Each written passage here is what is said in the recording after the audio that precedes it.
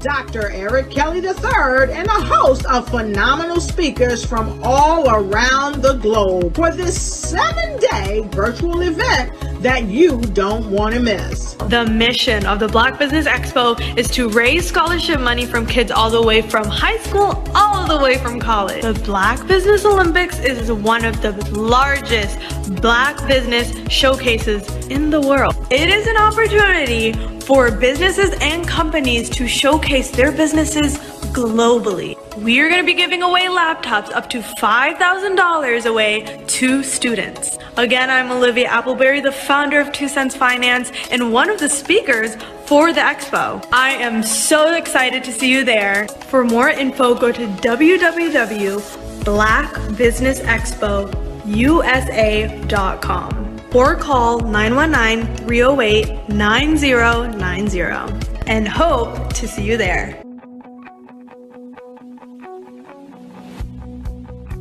I am Black Business. From the moment I wake until the time I sleep. Yes, I am Black Business. I am Black Business.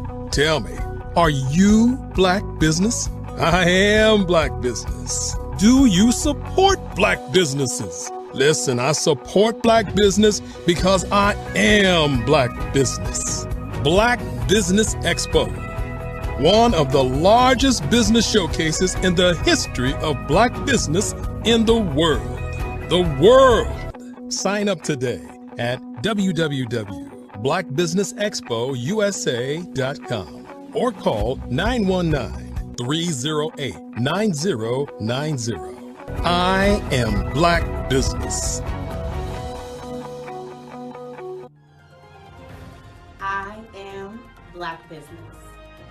From the moment I wake until the time I sleep, I am Black Business. I am Black Business. Are you Black Business? I am Black Business. Do you support Black businesses? I support Black business because I am Black business. Black Business Expo, one of the largest business showcases in the history of Black America in North Carolina. Sign up today at www.blackbusinessexpousa.com or call 919-380-9090. I am Black Business. I am Black Business. From the moment I wake until the time I sleep, I am Black Business. I am Black Business. Are you Black Business? I am Black Business. Do you support Black businesses? I support Black business because I am Black business. Black Business Expo, one of the largest business showcases in the history of Black America in North Carolina. Sign up today at www.blackbusinessexpousa.com or call 919-380-9090. I am Black Business. I am Black Business. From the moment I wake until the time I sleep, I am Black business. I am Black business. Are you Black business? I am Black business. Do you support Black businesses? I support Black business because I am Black business. Black Business Expo, one of the largest business showcases in the history of Black America in North Carolina. Sign up today at www.blackbusinessexpousa.com or call 919-380-9090. I am Black business. I am Black business.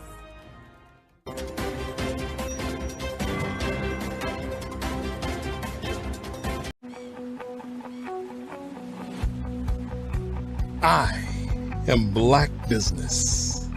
From the moment I wake until the time I sleep. Yes, I am Black business.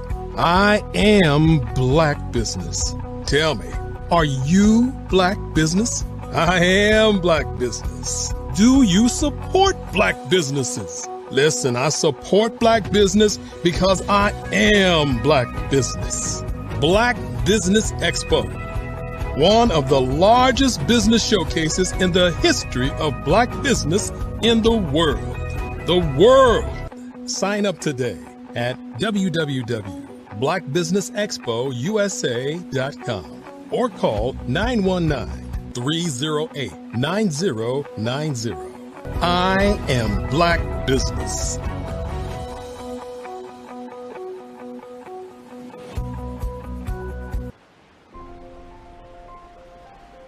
What if you could build your own city? A place where every child can find nurturing people to help them achieve their full potential. A place where every adult can access job training support, where health education is abundant, where social justice ruled the land. A place without limitations. Welcome. You have arrived at STEM City USA. It is what every city should be. A safe and trusted community where you find people and resources to help you become everything you are and beyond. STEM City is unlike anything you have ever experienced. It is a digital twin of the world around you, only better. STEM City is about energy and soul renewal. It is more than a digital world.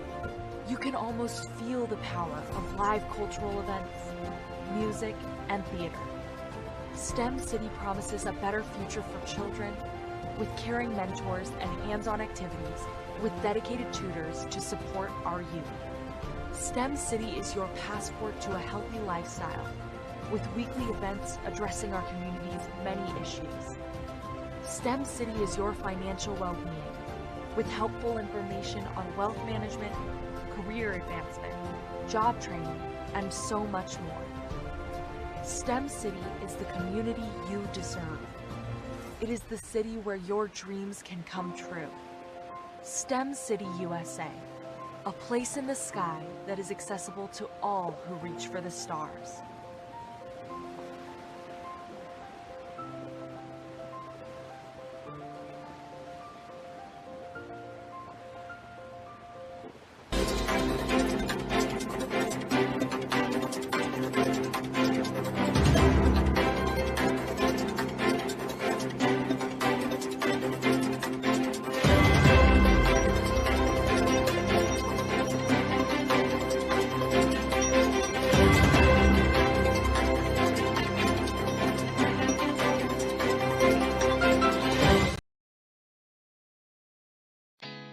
Did you know women represent just 3% of Fortune 500 CEOs and less than 15% of corporate executives at top companies worldwide?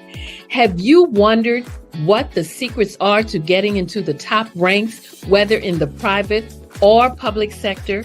Do you want to figure out how to stop being held back in your career or passed over for promotion? Then you're in the right place. Hi, I'm Dr. Madeline Ann Lewis, President and CEO of the Executive Women's Success Institute.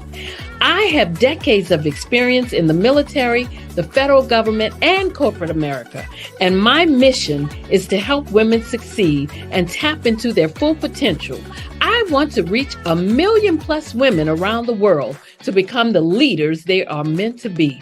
So if you want to move into a management or executive level position, or maybe you are a female veteran transitioning out of the military into business entrepreneurship, then reach out to the Executive Women's Success Institute at 301-693-3284. Let us get you on the fast track to success.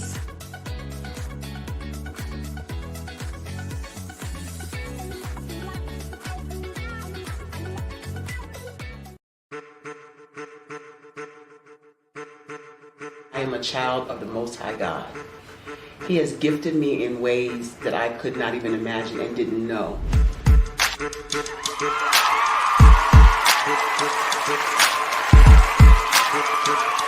There was a time when I didn't know who I was. I listened to other people tell me who I should be, what I should do. I listened to people telling me that I should be a boutique owner, that I should be a construction manager, that I should be a laborer. Have you ever felt like you should do something else, be something else, go somewhere else, be wherever you wanted to be, and you felt like you were in a box? Anybody in the room? And you couldn't get out. Anybody in the room? And you kept trying to go and you couldn't get out. Anybody in the room? But let me tell you, you need to rock the box. Rock the box.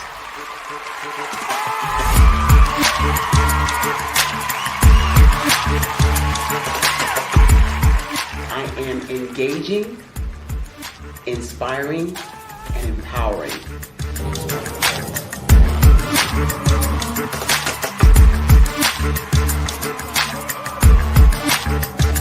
I would give you everything I know. Just by touching you, if I could, by osmosis, give you every single thing I've learned, I've gone through, I know I would. We know that's not possible, but as it is possible, I love to share information with people. Some of you out there, people have told you that you can't be, you can't have, you can't do. But I will tell you, like Kinston said, you can, you must, and you will. If it's to be, it's going to be me. You got to say it. If it's to be, it's going to be. If it's to be, it's going to be. If it's to be, it's going to be.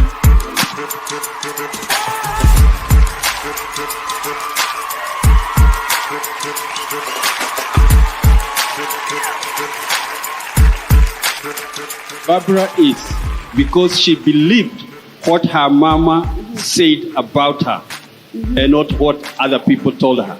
Every day you wake up, when you're in a situation, it's your choice whether it's an advantage or the disadvantage. She gained her confidence and her life, and now she is a testimony. If I can help you elevate yourself, then I feel like I'm elevating my own self as well. What you know and I know together can change the world.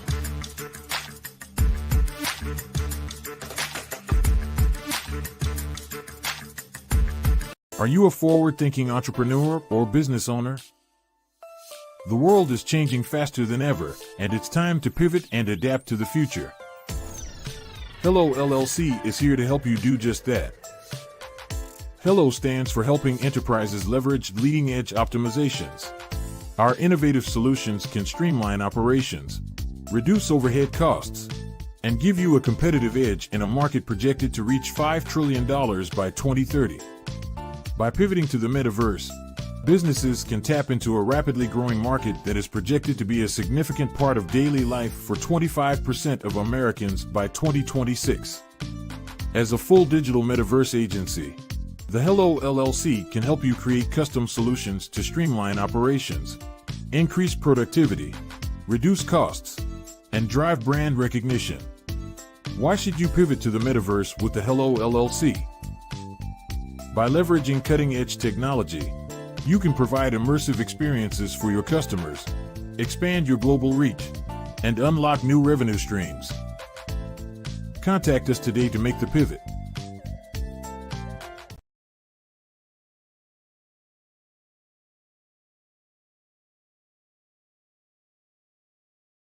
Absolutely. So our coaching program help people that have the lack of time, that lack strategies, and lack the confidence to go after their dream life. So we help them implement tools. We help them implement, I love to leave the inherited lack of finances or the education behind finances.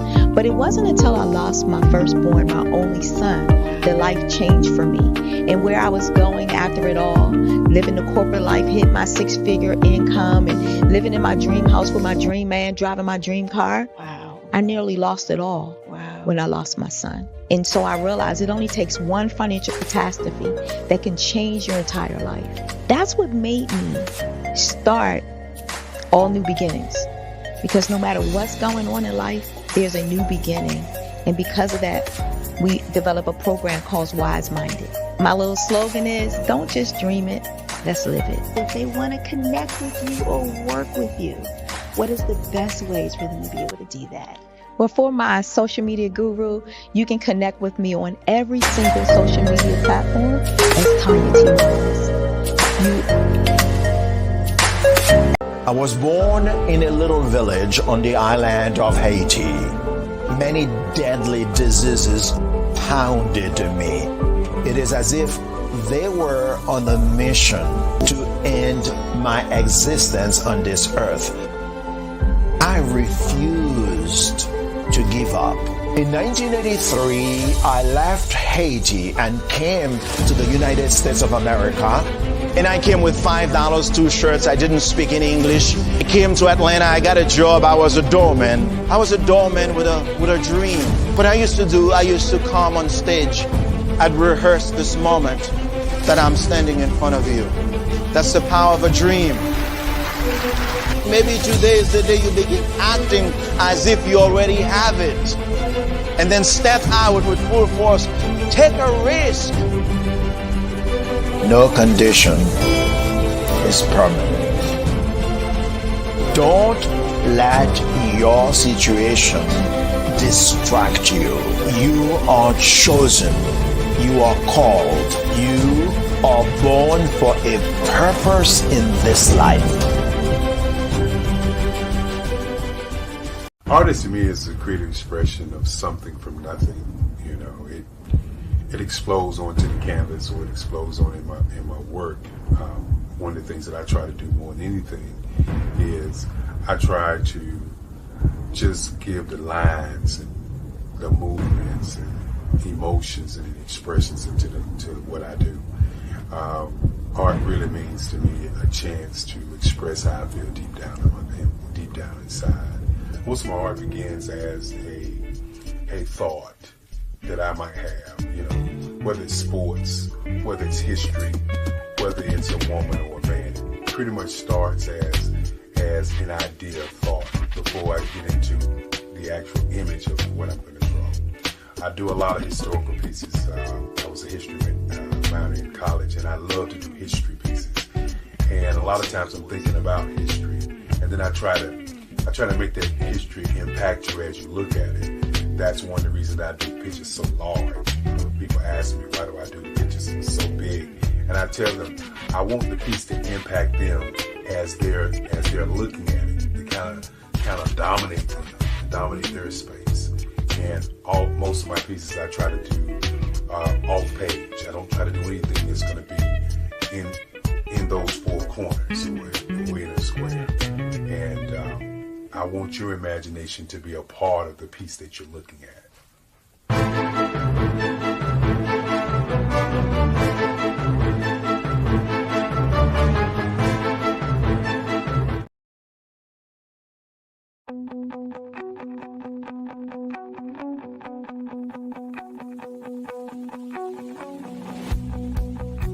I am Black Business. From the moment I wake until the time I sleep. Yes, I am Black Business. I am Black Business. Tell me, are you Black Business? I am Black business. Do you support Black businesses? Listen, I support Black business because I am Black business. Black Business Expo, one of the largest business showcases in the history of Black business in the world. The world! Sign up today at www.blackbusinessexpousa.com or call 919-308-9090. I am Black business.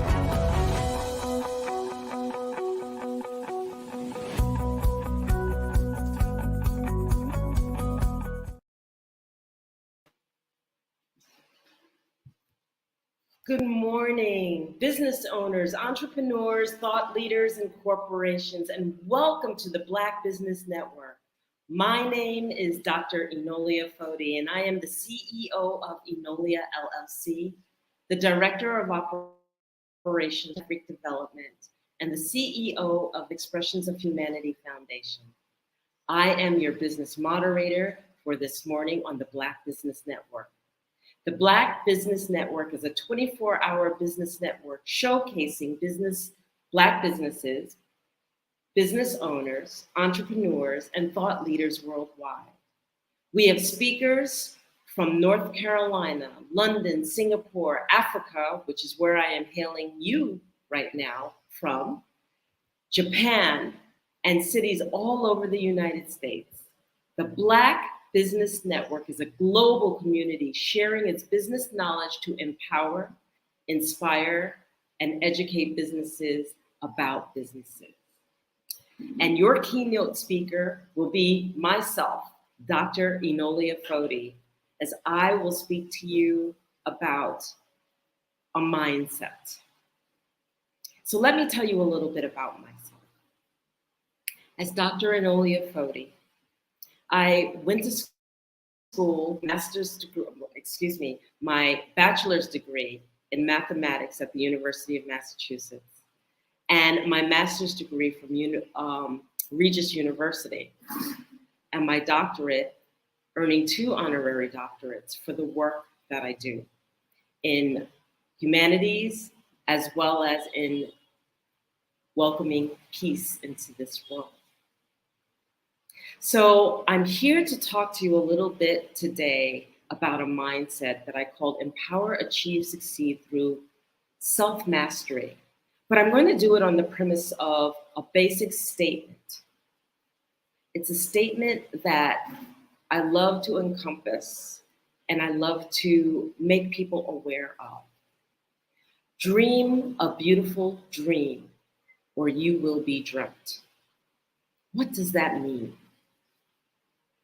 If you do not hold a vision for yourself that life becomes a walk to, you live your life doing what people perceive what they think you should be doing. I'm going to say that again. If you do not hold a vision for yourself, then you end up living your life the way people perceive that you should be living it. And I want you to take a moment to really, really think about this, because we all go on a journey.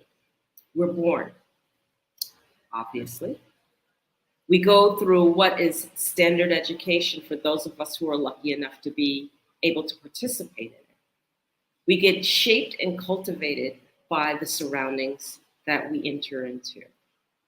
So whether that is primary, secondary school, high school, or whether you're not fortunate enough to get that, the cultural surroundings have an impact on your life. Some of us encounter traumas. Some of us have to navigate through abuse, difficulties, challenges all throughout the beginning of our life. These aspects, these traumas, these things shape our lives. They come from a place where we encounter and we survive it, and it does one of two things. It makes us stronger, or it makes us withdraw. So what happens after this trauma? or what happens no matter what takes place in your life. You're expected to make decisions based on what's going to impact you for the rest of your life. How are you going to live? How do you choose to live? What do you choose to do as you live? You are recommended by your friends, your family. Oh, you're really good at this. I think you should do this. You're really good at that. I think you should do that. Or you're told by your family, you will do this, or you will follow in my footsteps because I do this. It earns a living, and therefore you will do this. A couple of dynamics is taking place there. One, nobody has addressed the fact that you had trauma, that you faced challenges that may not have necessarily played and turned around as a strength in your life. If that foundation isn't addressed, it is not solid. So there you are, regardless of what has taken place in your life, expected to build a house. To build a house, no matter what the foundation looks like. It may be cracked, it may be sand, but it's expected that you're going to build this house. And then how are you going to build that house? Is it of your own volition and of your own choice and of your own choosing? And how is that how you chose, how was it shaped? All these things play a factor in our dreams, in our vision that we hold for ourselves. And then to top that off, we're expected to do this at an early stage in life. Somewhere between the age of 18 and 30, we are expected to dictate what's going to take place the rest of our lives. How do we choose to live? How do we choose to navigate through life? How wide do we cast our net? Our preparation is that which we've grown up in. Some of us fully prepared, some of us not prepared at all. All these things, and we're supposed to hold a vision for ourselves. And then as we progress older, what takes place? The pain factors of that which we've encountered in the early stages of life might engage and play a factor in our thinking. We come up against our own fears, our own worries, our own judgments. We can't get past certain challenges because of our own judgments or the judgments of others. Or we simply are fulfilling the life of that we were told to do, and we're not happy. Where my work addresses is at the foundational level. If you are one of those people that hits these stages of 40 and 50 years old, and you go, how did I get here? I want to change my vocation. I'm not happy. Or maybe you have connected, found a partner in life, thought that you were set for the rest of your life, and then your partner decides to leave, decides that they no longer want to participate in the life that you've chosen to commit to. All these factors play a role, and it's not the fact that they happen, but it's the fact that we need to step back, take a breath, and address them. We need to address the factors that impact us and have a lifelong mark that can be left within our life. So, in this regard, we take pause. We take pause and we decide that we are going to address that which challenges us. Many people get to the stage and go, how do I take back my power? How do I make a transition midlife when I've gone along this way for so long and I don't know any other way except to practice and factor in that life is supposed to be this journey that I've chosen. How do I switch paths? The answers do not reside outside of yourself. The answers reside within you. For it is inside how you choose to, number one, draw from your strengths and your own courageousness. Understand your value. and understand what it is that you bring to the table. To accept the totality of yourself, meaning that to understand your weaknesses as well as understanding your strengths and to face them is how we're able to navigate through the short of what we want to do. It's how we're able to navigate through the walls and the blocks that we ourselves sometimes put up. I work with a mindset.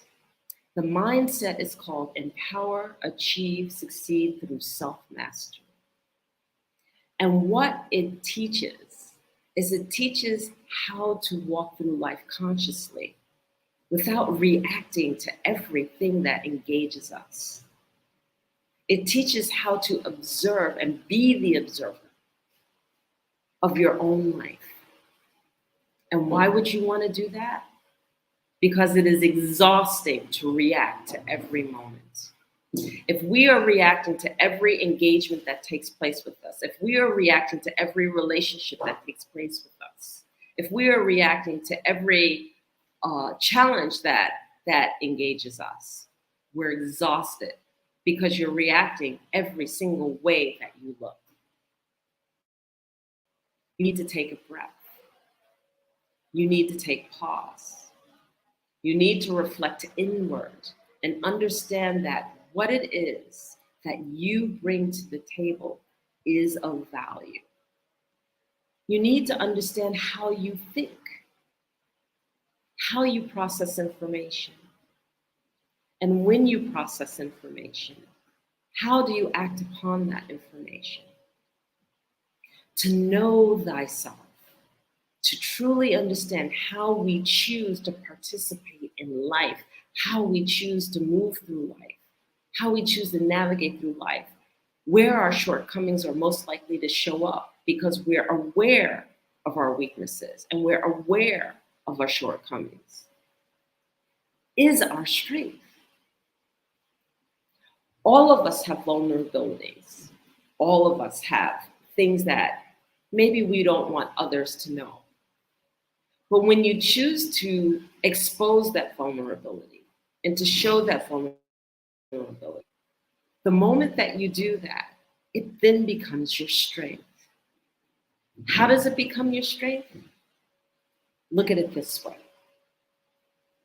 If I know that I'm an angry person and I try to hide that anger all the time, and then somebody finally exposes, I know that you're an angry person. Having exposed it, then my response could be, well, I'm an angry person. And what's your point? That's something I've already accepted about myself. That's something I'm well aware of myself. It becomes the tower of strength that we can walk on versus something to hide and feel ashamed of and feel guilty about. If you really think about what shame and guilt bring to the table, shame and guilt bring a manipulation to an outcome. I'm going to say that again. Shame and guilt bring a manipulation to an outcome. When you are shamed by someone, or when you feel guilty by someone, there is a particular outcome that they want you to have. Whether it is resulting in getting something done for them, whether it is resulting in pushing you to do something that you didn't want to do. They shame you into it, or they manipulate you into it by making you feel guilty. And then that actually holds for ourselves. We shame and guilt ourselves, feeling shame and feeling guilt to get an outcome that we really don't internally desire. But we justify it. We justify the outcome by our own shame and our own guilt. Well, I have to do it, otherwise I'm going to feel ashamed. Well, I have to do it, otherwise I'm going to feel guilty. And the key thing is, no, you don't. No, you don't. When we take the time to notice how we think and notice the totality of ourselves, we also take the time to notice What part of ourselves is leading our lives when we want to feel ashamed or guilty about something? What does that mean? We all have different parts of us, different parts of our personalities that lead at different times. When I'm in my most courageous self, maybe I'm at the top of my athletic peak. Maybe I have just resolved a problem that was so challenging and it took me hours, days, weeks to figure out. But that courageous part of myself, that part of myself that's confident, that confident person has risen to the occasion and has led the way to figure it out because it was determined. That aspect of my personality was determined to figure it out. But that is not the same aspect that leads, that brings you down the shame or guilt path. Oh, I feel ashamed. Oh, I feel guilty. That is not your courageous person feeling that way. That is a different part that leads that. And to understand and to notice that that is taking place within you. Notice that when you are having troubles and trials and challenges in your life, what aspect is leading you is to also understand the totality of self. All these pieces are building blocks. They are the starting blocks of understanding how to walk through life consciously, how to understand and how to engage the fact that the way that we notice our behaviors, the way that we notice what aspect of personality is leading ourselves, then helps us to navigate from a point of strength, from a point of knowing, from a point of observing versus reacting. Have you ever engaged someone who reacts at every single thing that you say? So much so that you get to a point where you don't even want to speak with them because you don't want to deal with the reaction. The reaction's always over the top. Oh my God, how could you say that to me? Oh my God, I can't believe you did that. Oh my God, what do you mean you did this, this, and this?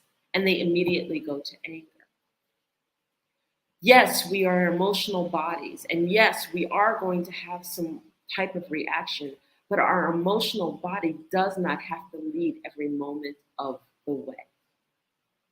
And if you find yourself as one of those people that is reacting to every single thing that is taking place in their life, then you must learn that your emotional body does not have to take the lead at all times. Why is that, and why is this important? The emotional body loves to create stories, and it especially loves to create stories in silence. What does that mean? Let me break that down for you. If I were to a friend and I expected that friend to show up and that friend did not show up, and it was 8 hours later that before the friend communicated with me, the stories that I fill in during the silence of them supposing to show up until they actually communicated are what I react to. So if I fill in that 8 hours with various stories of, well, they must not have liked me. Well, they must have had a second thought. Oh, maybe something happened to them. I fill it in with stories instead of just being patient and waiting for the information to unveil itself. Then I am reacting and creating stories with that emotional body. I might go through a roller coaster of emotions because there was an 8-hour gap between the person showing up and then finding out what actually took place in the communication. And if I'm going on an emotional, filling in the gap, guess what? By the time that person communicates to me, then my emotional body is responding to the story I've already created in my head. The anger or the emotional body is also responding to the person before I even hear the information of what took place. Or if I hear the information that takes place, the emotional body has little compassion for it because it's already created a story. All these pieces are factors of the foundation of how we work and how we navigate through life, how we navigate to that vision, dream a beautiful dream. How can you get to your vision that you hold for yourself if you're in a constant state of emotional distraction? If you're in a constant state of creating stories of what you can and cannot do? If you are in a constant state that basically says, I'm just going to walk to it, I'm just going to figure out how to get to it, but don't take the time to still yourself, to think, to understand what your strengths are, to know where your weaknesses are so that you know how to engage so that you can balance yourself out. All of these components are actually part of the foundation that we stand on in order to build a solid framework to get to our dreams. The other piece of this is whether we are making those decisions from our ego or whether we are making those decisions from our heart. What is the difference between making a decision from your head versus making a decision from your heart? You see, because the head, our brain, right hemisphere, left hemisphere, that's automatic duality. There's two parts to our head. And so there always is going to be a duality in everything that we think of when it comes from our head. Hot, cold, good, bad, right, wrong, black, white. It always takes place. But the heart is not duality. If you were to physically look at the heart in its entirety, and I actually challenge you to go look on YouTube and look up the muscle of the heart, you will find that the heart is one muscle. It is not two muscles placed together like right hemisphere and left hemisphere, but one single muscle folded and knotted. And we recognize it like this for the 4 chambers that it holds.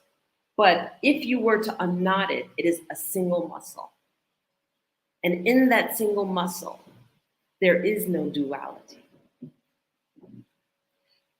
When we think from our heart muscle tends to make us want to grow past the boundaries that we place for ourselves.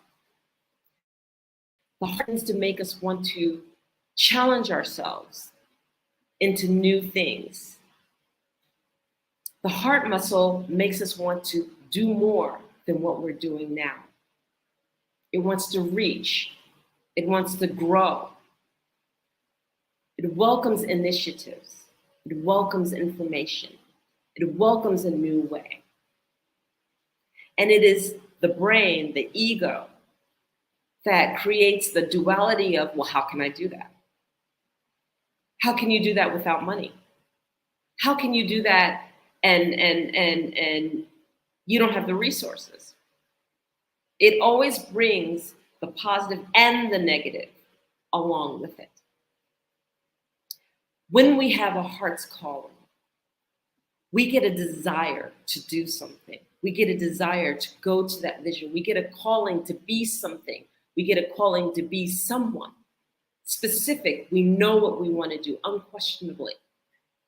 As soon as that question comes in, you're in your head. Well, I don't know how to do this. I can't do it. I don't have the money. I don't have the resources. I don't have the support system. And if I don't have those things, I can't do it. And we make excuses. And as soon as we realize that those excuses are taking place, you know that you're in your head. So understanding all of this, we're still building on that foundation. That foundation also encompasses some of the most basic things that we have, that we engage with every day. One being the power of our voice. The power of our voice. Every word we think, every thought that engages, every thought that is uttered out of our mouths is significant.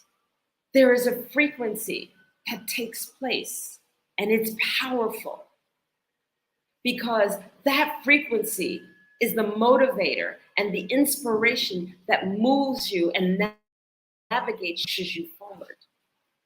And if that frequency and that thought is negative, you find yourself circling. You find yourself spinning.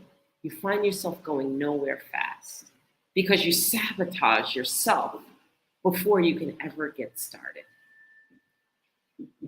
The same thing goes with fear.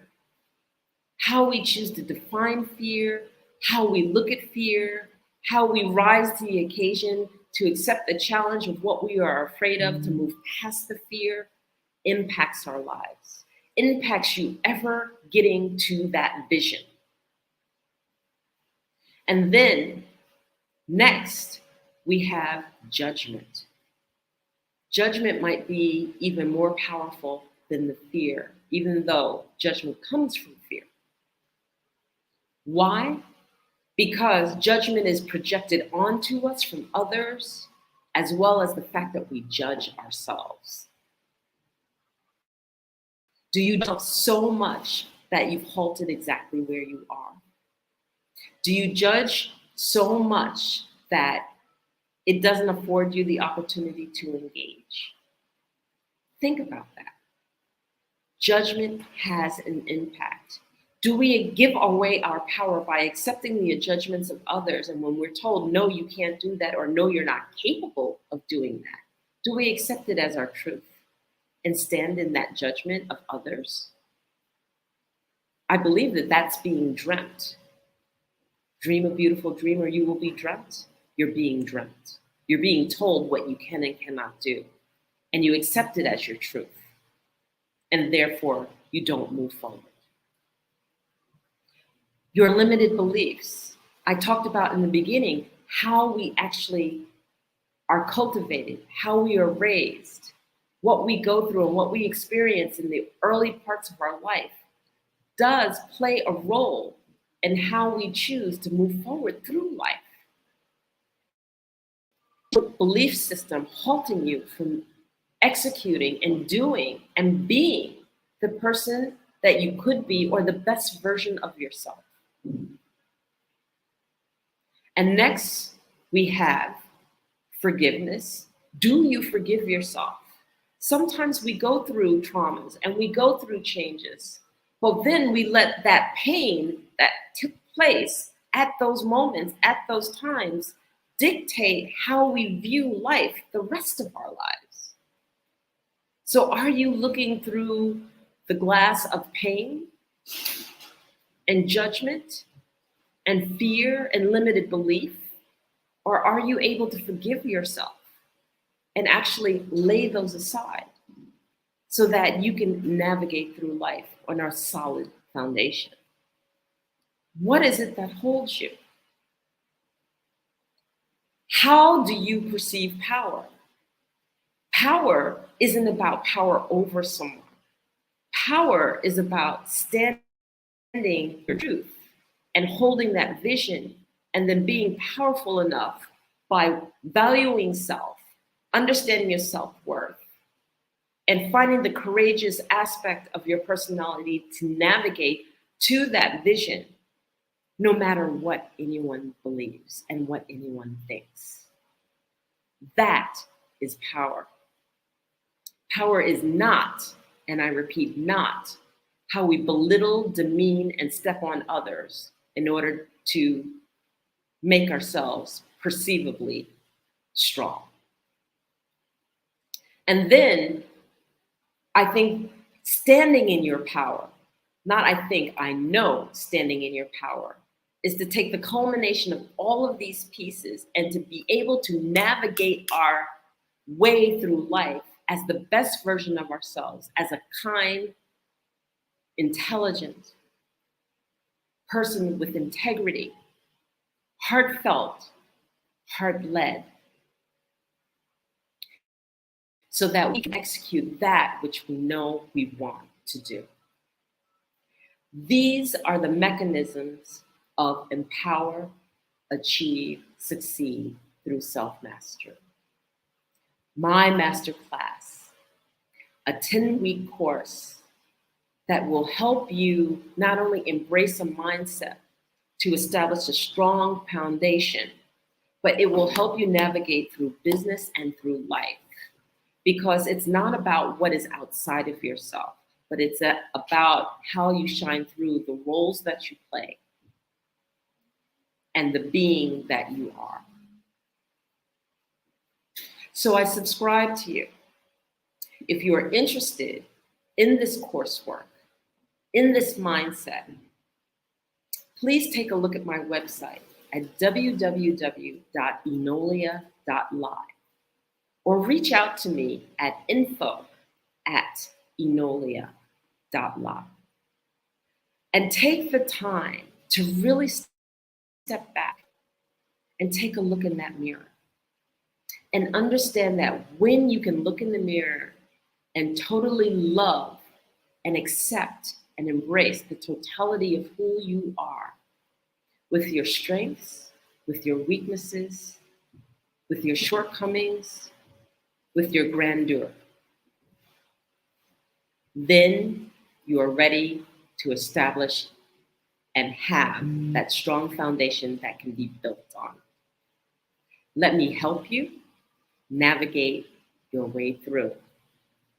No matter what age you're at, no matter where you are in life, no matter what you are going through, you can build a strong foundation. You can build that which allows you to dream a beautiful dream so that you will never, ever, ever be dreamt. I want to thank you for the opportunity for speaking with me. I truly appreciate it. And now that I have done that, I would like to bring you a little bit about the Black Business Network. The Black Business Expo's mission is to raise funds for high school seniors going to college or K through 12 entrepreneurs. This expo is a fundraiser for students. You may go to www.blackbusinessexpo.com to donate to the scholarship fund or use the Cash App that's on the screen below and say $BBX USA. Our goal is to give laptops up to $5,000 to 10 students. Students can register online at www.blackbusinessexpo.com. Every dollar counts. So we want to remind you to donate to the scholarship fund.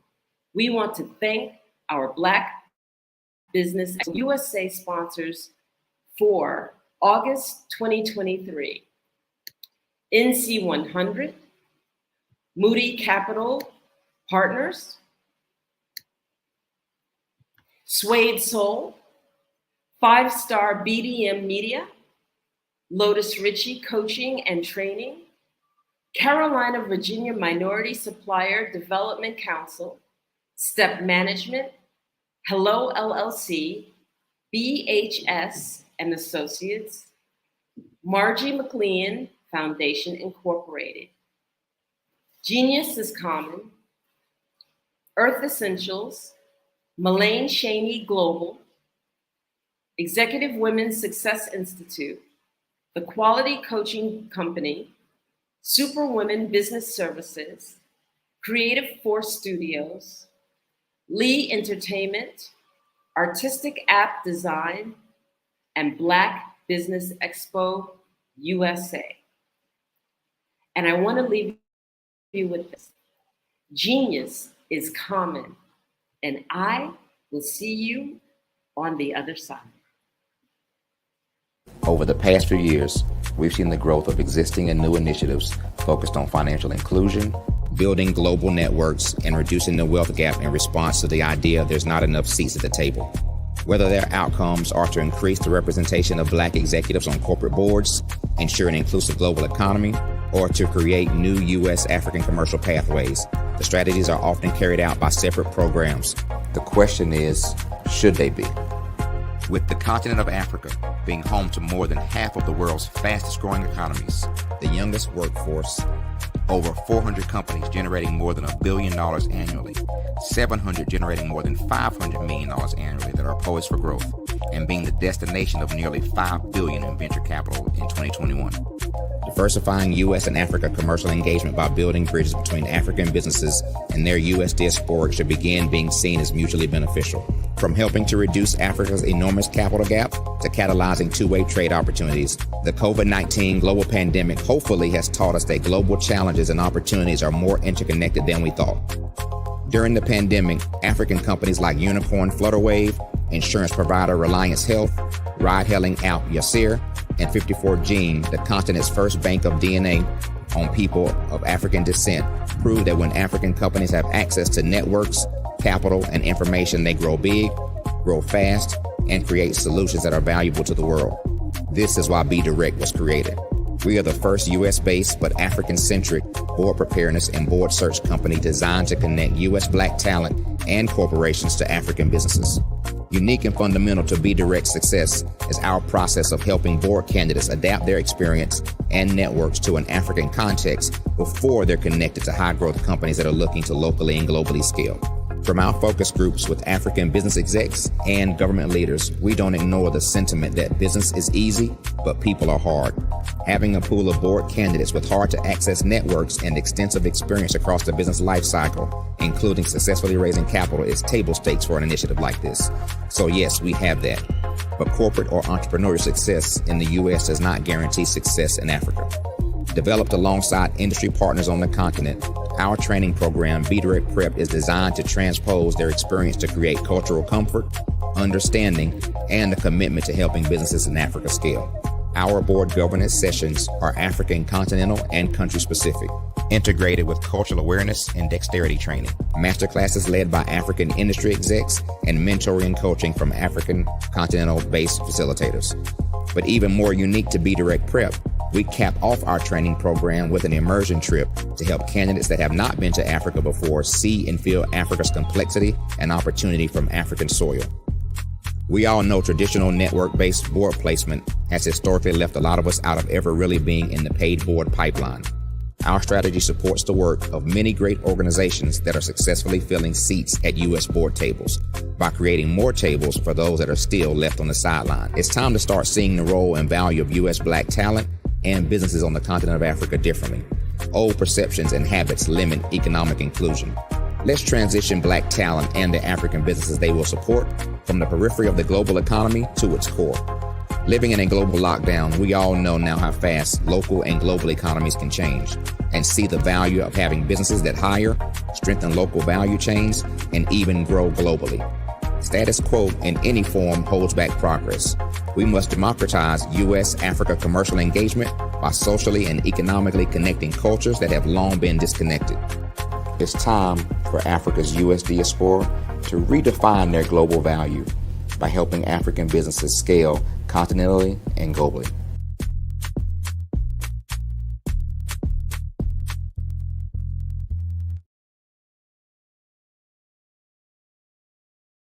I'm Ramon Ray, founder of Smart Hustle Magazine and smallbiztechnology.com.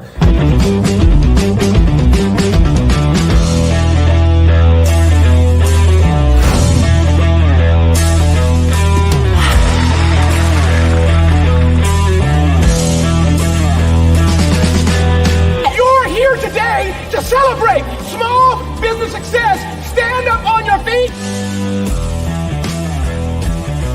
You rocked the house. It was amazing. Didn't we learn?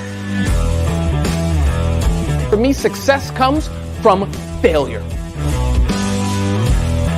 One thing not to do is shake somebody's hand like this.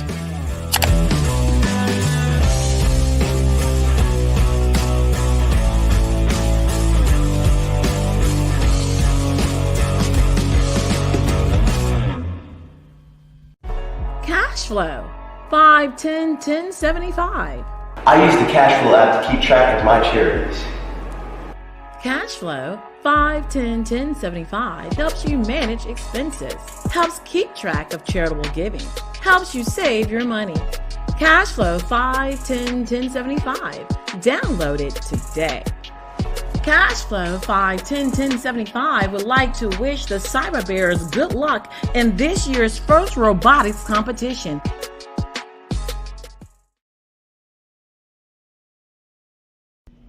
Why do I do what I do? You know, my life coach asked me that a few years ago. And she said, Tony, what's your why? And I told her, and she said, girl, you've already accomplished that. Perhaps you need a new why. Hi, Tony Harris, Amy Hoydu with Say It Said Marketing, one of your students. And just wanted to say thank you, Tony Harris, for spending so much time with me and giving me that boost in my business that I so drastically needed.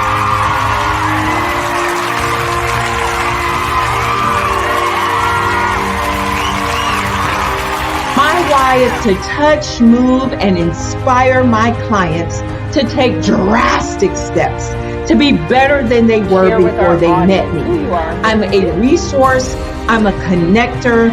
I want to help people build deeper relationships that are beneficial to their life and business. That's what I do best. So, first thing you got to do is show up. And speaking is a way to magnetically attract your ideal client to you. How many of you use social media that way? Absolutely, and this is how you look to the world. Drastic steps are the steps that are needed to be successful. And my business is drastic denotes a mindset.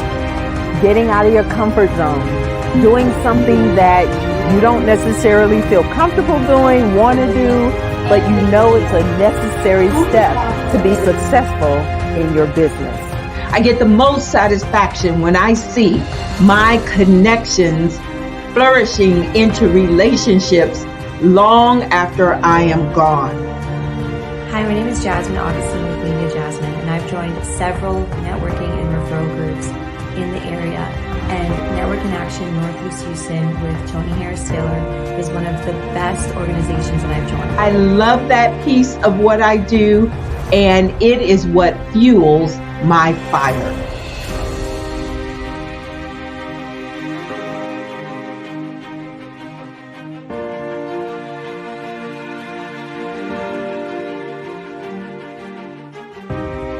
My name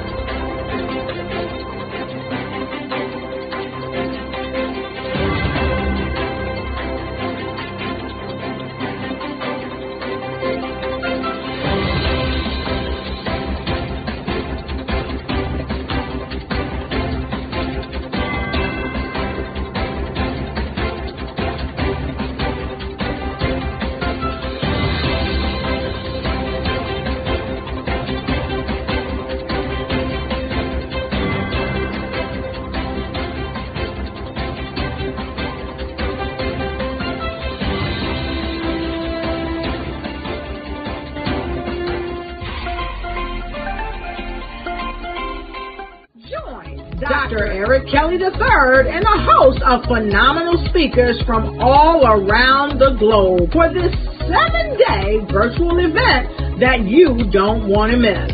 The mission of the Black Business Expo is to raise scholarship money from kids all the way from high school, all the way from college. The Black Business Olympics is one of the largest Black business showcases in the world. It is an opportunity for businesses and companies to showcase their businesses globally. We are going to be giving away laptops up to $5,000 away to students.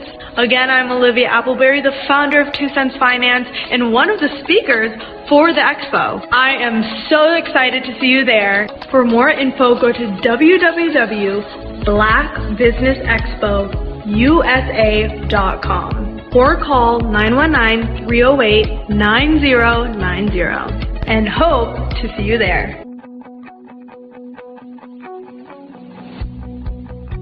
I am Black Business. From the moment I wake until the time I sleep. Yes, I am Black Business. I am Black Business. Tell me, are you Black Business? I am Black Business. Do you support Black businesses? Listen, I support Black business because I am Black Business. Black Business Expo, one of the largest business showcases in the history of Black business in the world. The world! Sign up today at www.blackbusinessexpousa.com or call 919-308-9090. I am Black Business. I am Black Business. From the moment I wake until the time I sleep, I am Black Business. I am Black Business. Are you Black Business? I am Black Business. Do you support Black businesses? I support Black business because I am Black Business. Black Business Expo, one of the largest business showcases in the history of Black America in North Carolina. Join Dr. Eric Kelly III and a host of phenomenal speakers from all around the globe for this 7-day virtual event that you don't want to miss. The mission of the Black Business Expo is to raise scholarship money from kids all the way from high school all the way from college. The Black Business Olympics is one of the largest Black business showcases in the world. It is an opportunity for businesses and companies to showcase their businesses globally. We are going to be giving away laptops up to $5,000 away to students.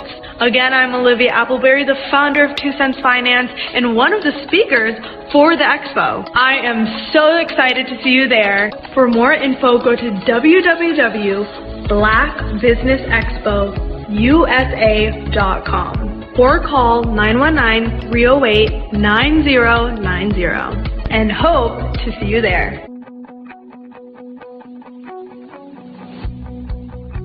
I am Black Business.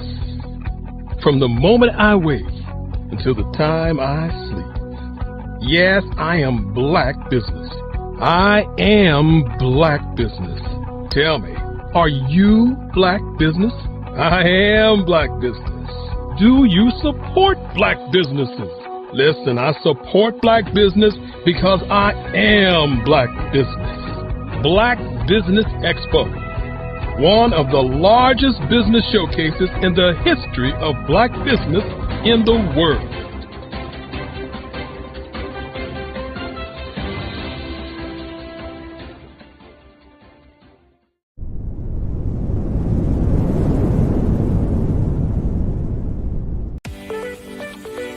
You are in the right place at the right time.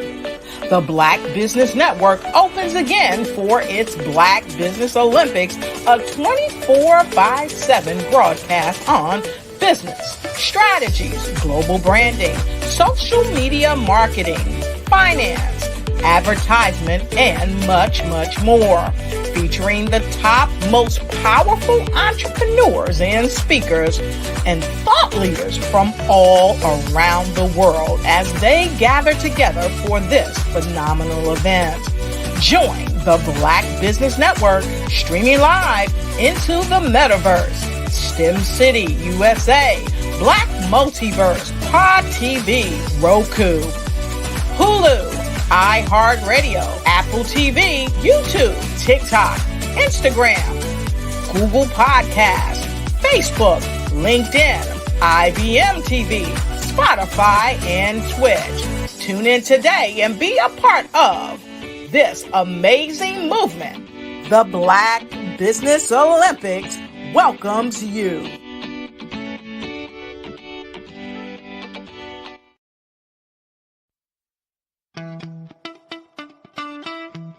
How many many times have you been asked to help someone you didn't even know? A student, a business entrepreneur?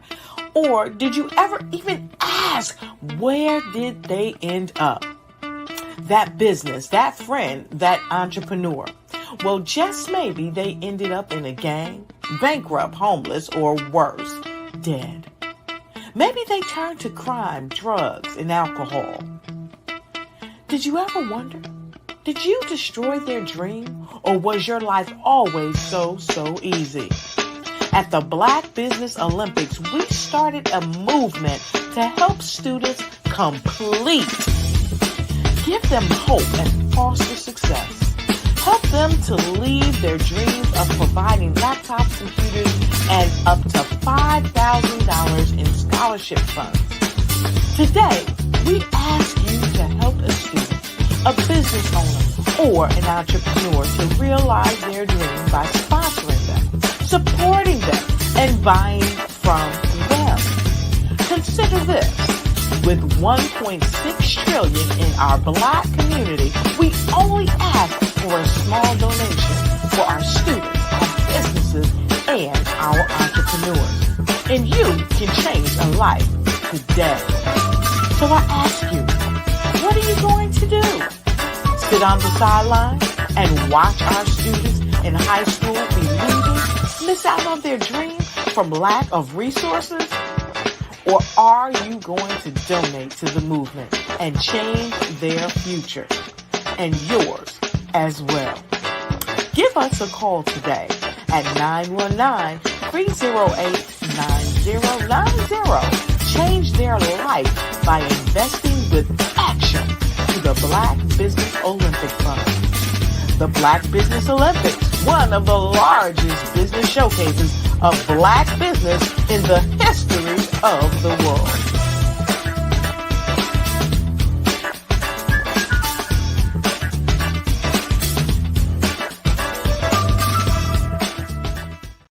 Hello, I am Dr. Eric Kelly III, the visionary strategist and founder of the Black Business Olympics. I invite you to showcase your Black-owned businesses on the Black Business Network global stage. The Black Business Olympics is a global Black Business Network platform that propels Black-owned businesses into the international spotlight. By showcasing your business on the Black Business Olympics platform, you can reach a worldwide audience of potential customers, partners, and investors. You can also establish yourself as a thought leader, an expert in your field, attract lucrative partnerships, and more speaking engagements. In addition, the Black Business Olympics platform provides a valuable opportunity to connect and collaborate with like-minded entrepreneurs and business professionals from around the world. This can lead to new business opportunities, ideas, and relationships. Finally, by sharing your story and expertise on the Black Business Olympics platform, you can inspire and empower others. This is a powerful way to make a positive impact on the world and leave a lasting legacy. If you are a Black-owned business owner, I encourage you to seize the opportunity to showcase your business on the Black Business Olympics platform. It is a once-in-a-lifetime opportunity to make an indelible mark on the world. Be one of the 1,000 visionary entrepreneurs who are changing students' lives, shaping industries, and leaving an unforgettable legacy for their families. Unleash your voice on our global stage and watch your business thrive. Black Business Olympics is one of the largest Black business showcases in the history of Black business in the world. Yes, the entire world. Just give me a call today at 919-308-9090.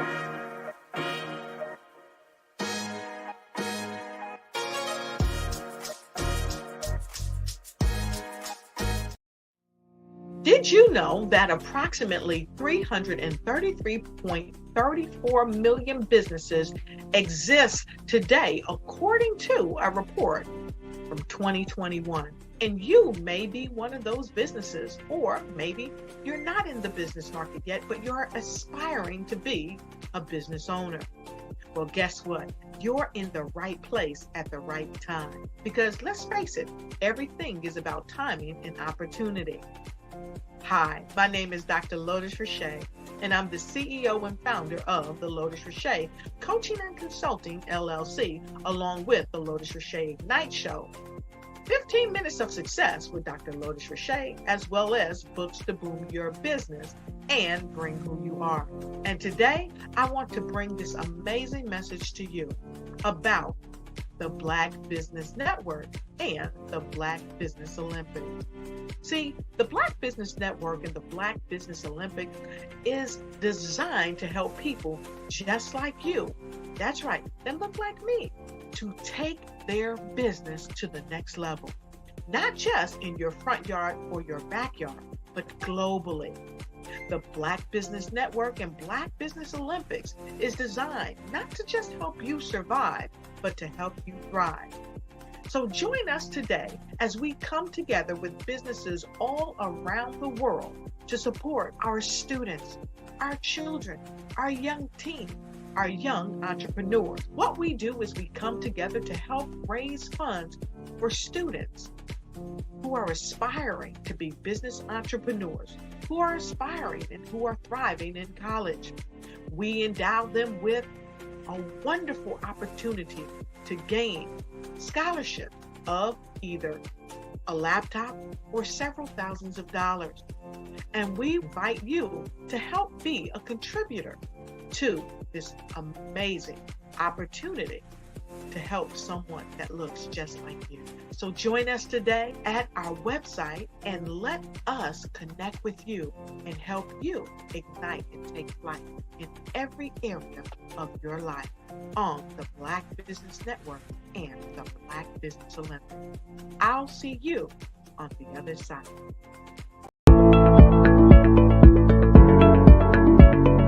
Prepare for what's coming and dominate in economic winter. Stand strong and thrive by showcasing your great products and services globally through the Black Business Network and Black Business Olympics. The Black Business Network has showcased over 2,000 companies with over $7 billion in sales each year. Over 10 million attendees have viewed the rebroadcast each month. Through the Black Business Olympics, unique styles of business training and mentoring are turning students into business owners and entrepreneurial warriors who will dominate in any economy. Gain the ultimate advantage of the Black Business Olympics, 7 days of unbelievable topics and speakers speaking around the globe. Donate your time and experience to provide expertise and scholarships to students worldwide and change the world. Now, more than ever, new insights, tools, strategies, and capabilities are needed. This is your chance for a major presentation to the world. Fill out the form and join the more than 2,000 speakers who have presented to over 200 countries. Join the Black Business Network streaming live into the Metaverse, STEM City, Black Multiverse Enterprises, Hulu, Amazon, YouTube, iHeartRadio, Apple, Facebook, LinkedIn, Pod TV, IBM TV, Spotify, and Google Podcasts. Sign up today. Spaces are limited, and we will see you there.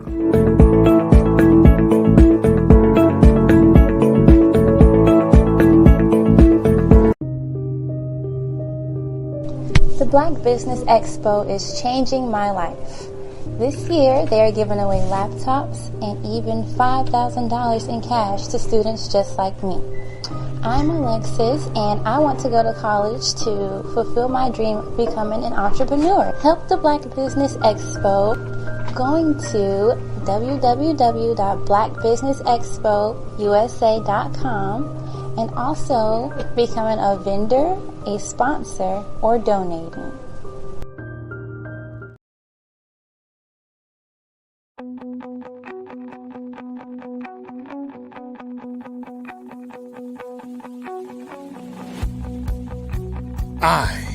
am Black business. From the moment I wake until the time I sleep. Yes, I am Black business. I am Black business. Tell me, are you Black business? I am Black business. Do you support Black businesses? Listen, I support Black business because I am Black business.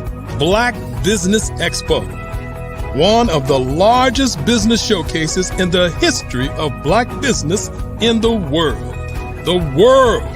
Sign up today at www.blackbusinessexpousa.com or call 919-308-9090.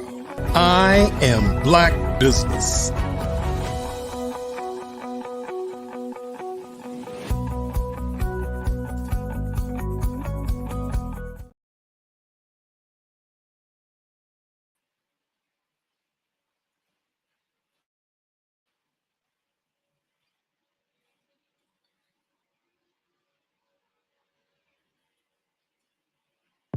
The Black Business Network and Black Business Olympics are essential platforms for Black business owners globally.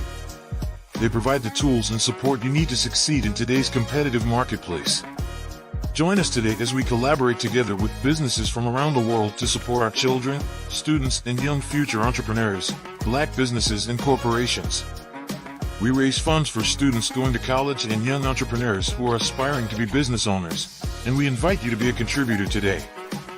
Visit the website www.blackbusinessexpousa.com to connect with and learn more about how the Black Business Network and Black Business Olympics can help you not only share your amazing business story to businesses, but also serve future generations. Hello, my name is David Jones, CEO and co-founder of the Hello LLC, where we help businesses build a culture, brand and experience, and leverage technology to pivot into Web3. Join the Black Business Network streaming live into Roku, Metaverse, STEM City, Black Multiverse Enterprises, Hulu, YouTube, iHeartRadio, Apple, Facebook, LinkedIn, Spotify, Twitch, and Google Podcasts. Tune in, turn on, and let's thrive.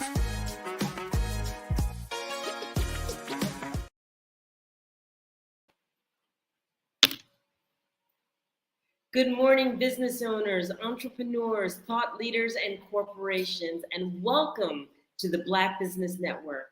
My name is Dr. Enolia Foti, and I am the CEO of Enolia LLC, the Director of Operations for Vision Afrique Development, and the CEO of Expressions of Humanity Foundation. I am your business moderator for this morning, coming to you from Angola, Africa, on the Black Business Network. The Black Business Network is a 24-hour business network showcasing Black businesses, business owners, entrepreneurs, and thought leaders worldwide.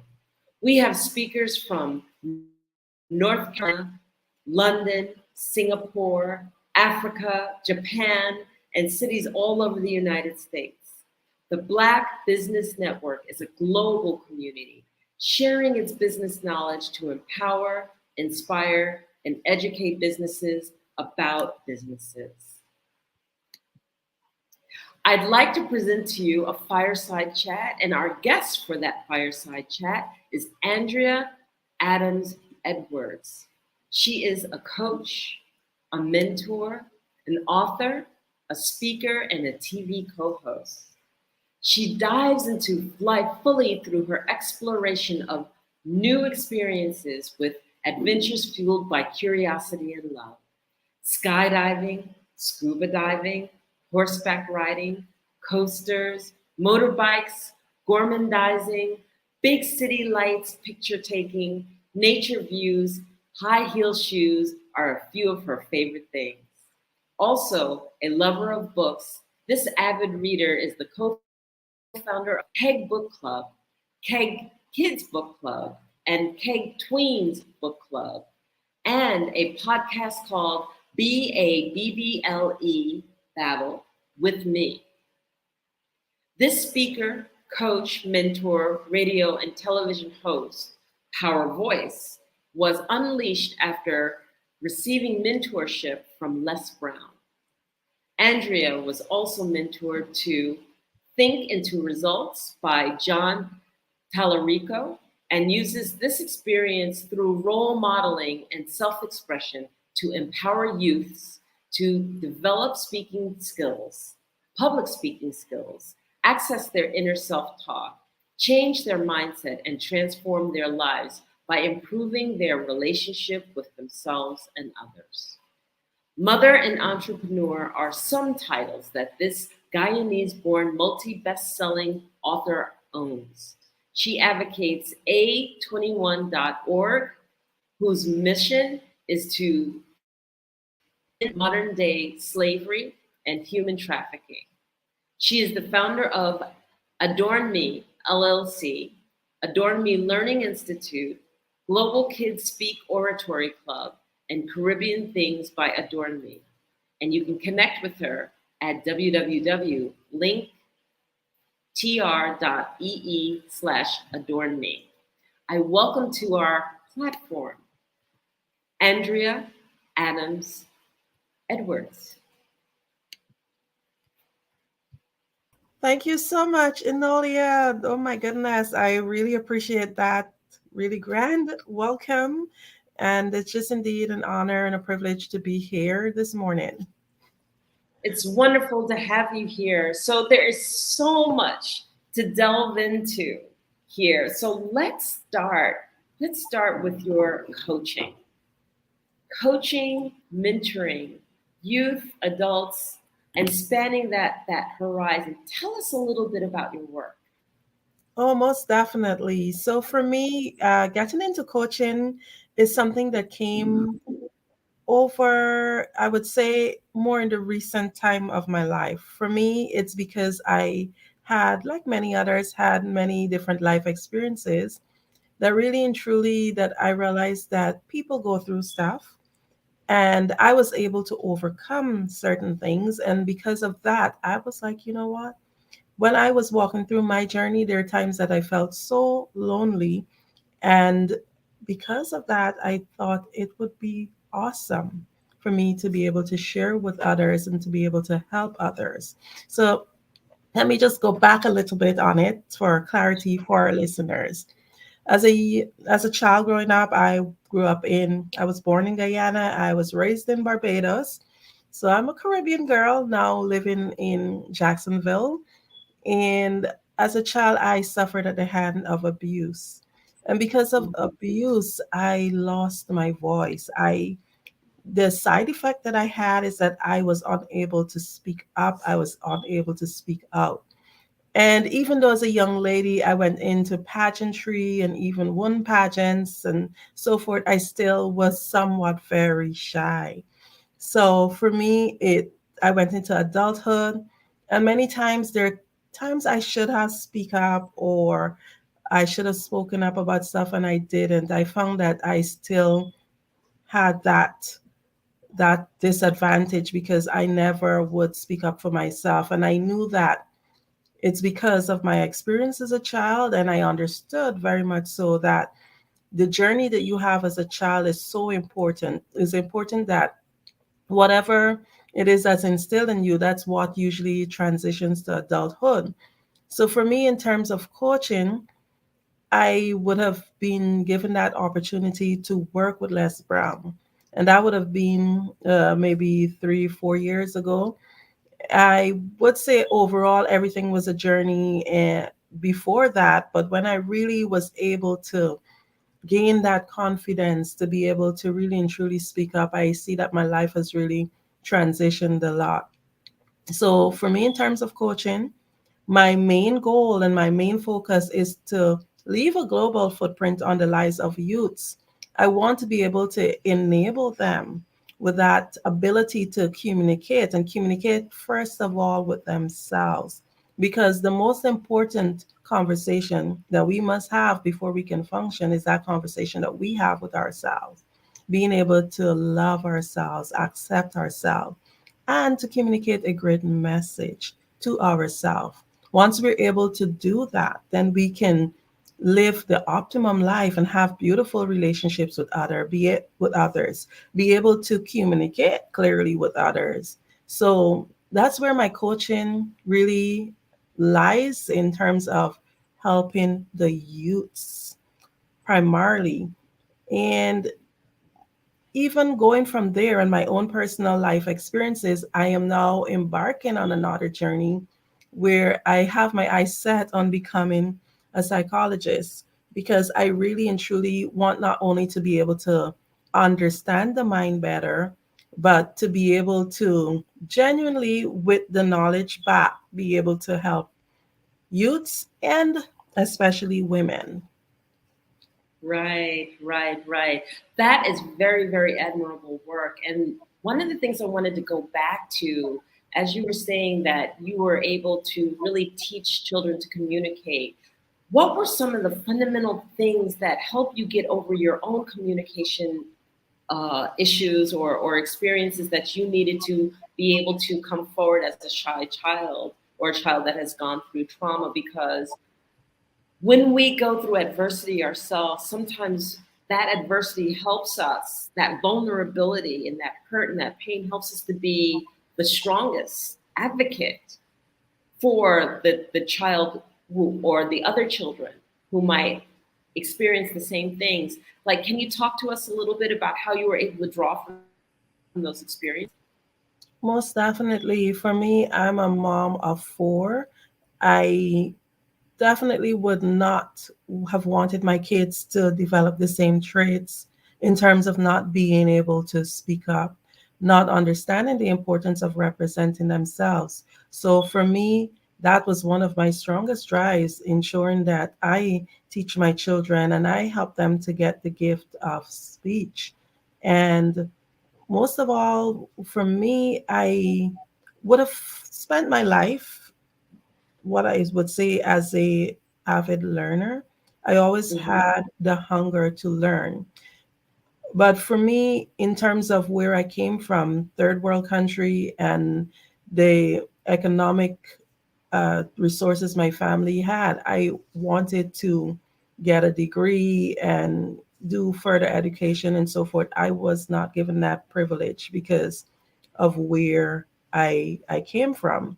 So although I wanted to learn more, I really didn't have that opportunity to go to school at that time to learn more. But what I did throughout the years from a young lady, I always did courses. So I did courses, small academic courses that would have helped, like in business, diplomas, but never got to that stage where I would have been given or being able to obtain a degree.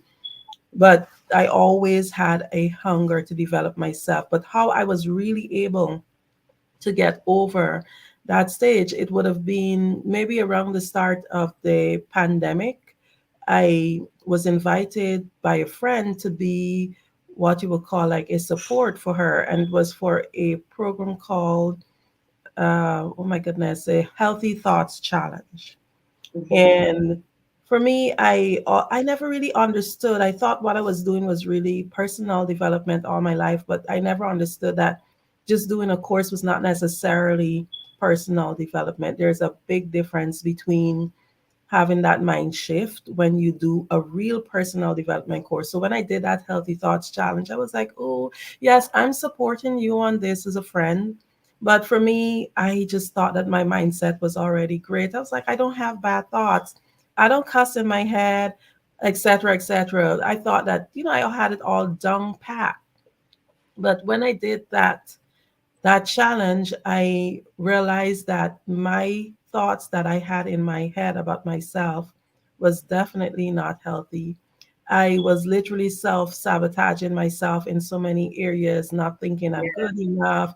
Oh, you don't have a degree, or you don't have this, or you don't have that. I literally recognize that self development is really different than doing an academic course. And from there, it changed.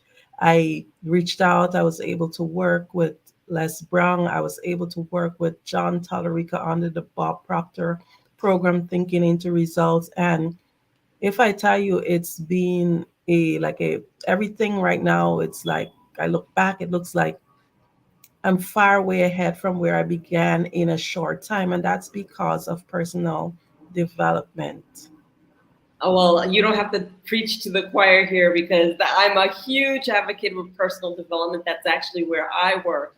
And again, you can't build a castle on a house of sand. You've got to take care of the traumas and the issues and everything that's there underneath. And you know what? I can envision you standing in front of those faces and those eyes. And can you just share with us, where do you begin with the youth? There you are, you're in an audience full of youth.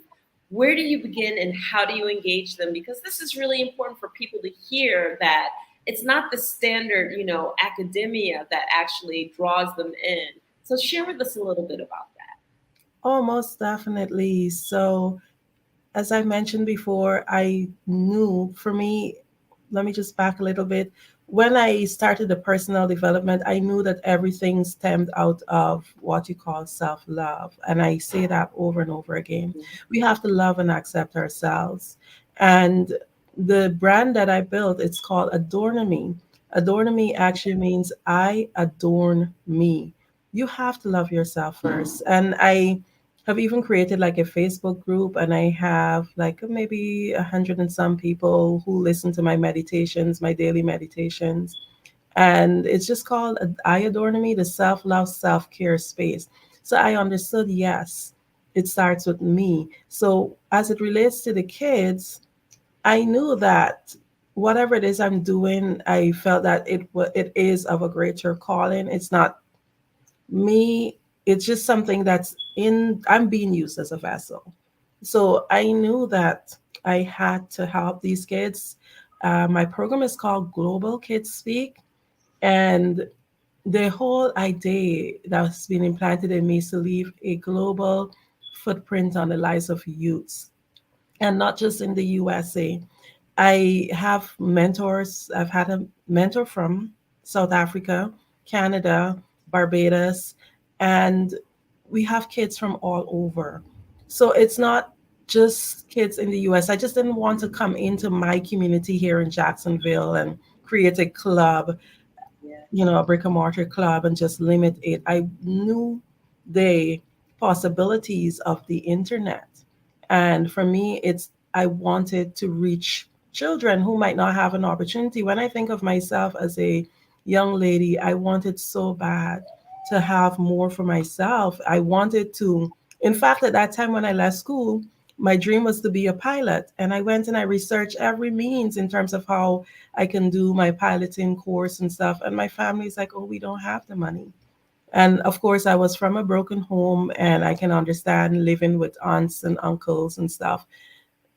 I was not their child. So there's no way they would maybe go out and borrow a loan for me to be able to go to university or whatever the case is. So there's so many different reasons behind why children sometimes don't have access to the resources. So for me, with Global Kids Speak, one of the things that I do is make sure that the price is affordable. And I think even sometimes with the pricing for the course, in some countries, that's still a lot for a parent. But one of the ways I actually counteract that is by creating scholarships. Come January, I actually have 30 children who will be on who are not paying. So for me, the whole idea is to really and truly help these kids, because these kids have indicated, hey, I'm interested in learning the art of public speaking.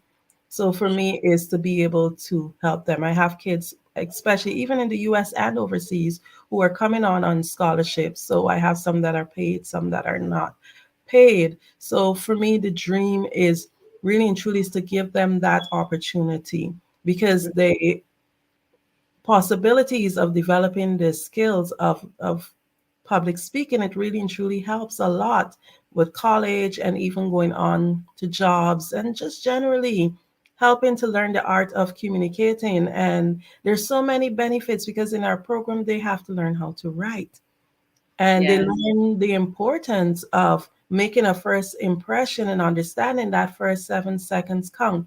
People, knowingly or unknowingly, they judge you within the first 7 seconds that they have seen you. And the kids that go through my program, they understand that.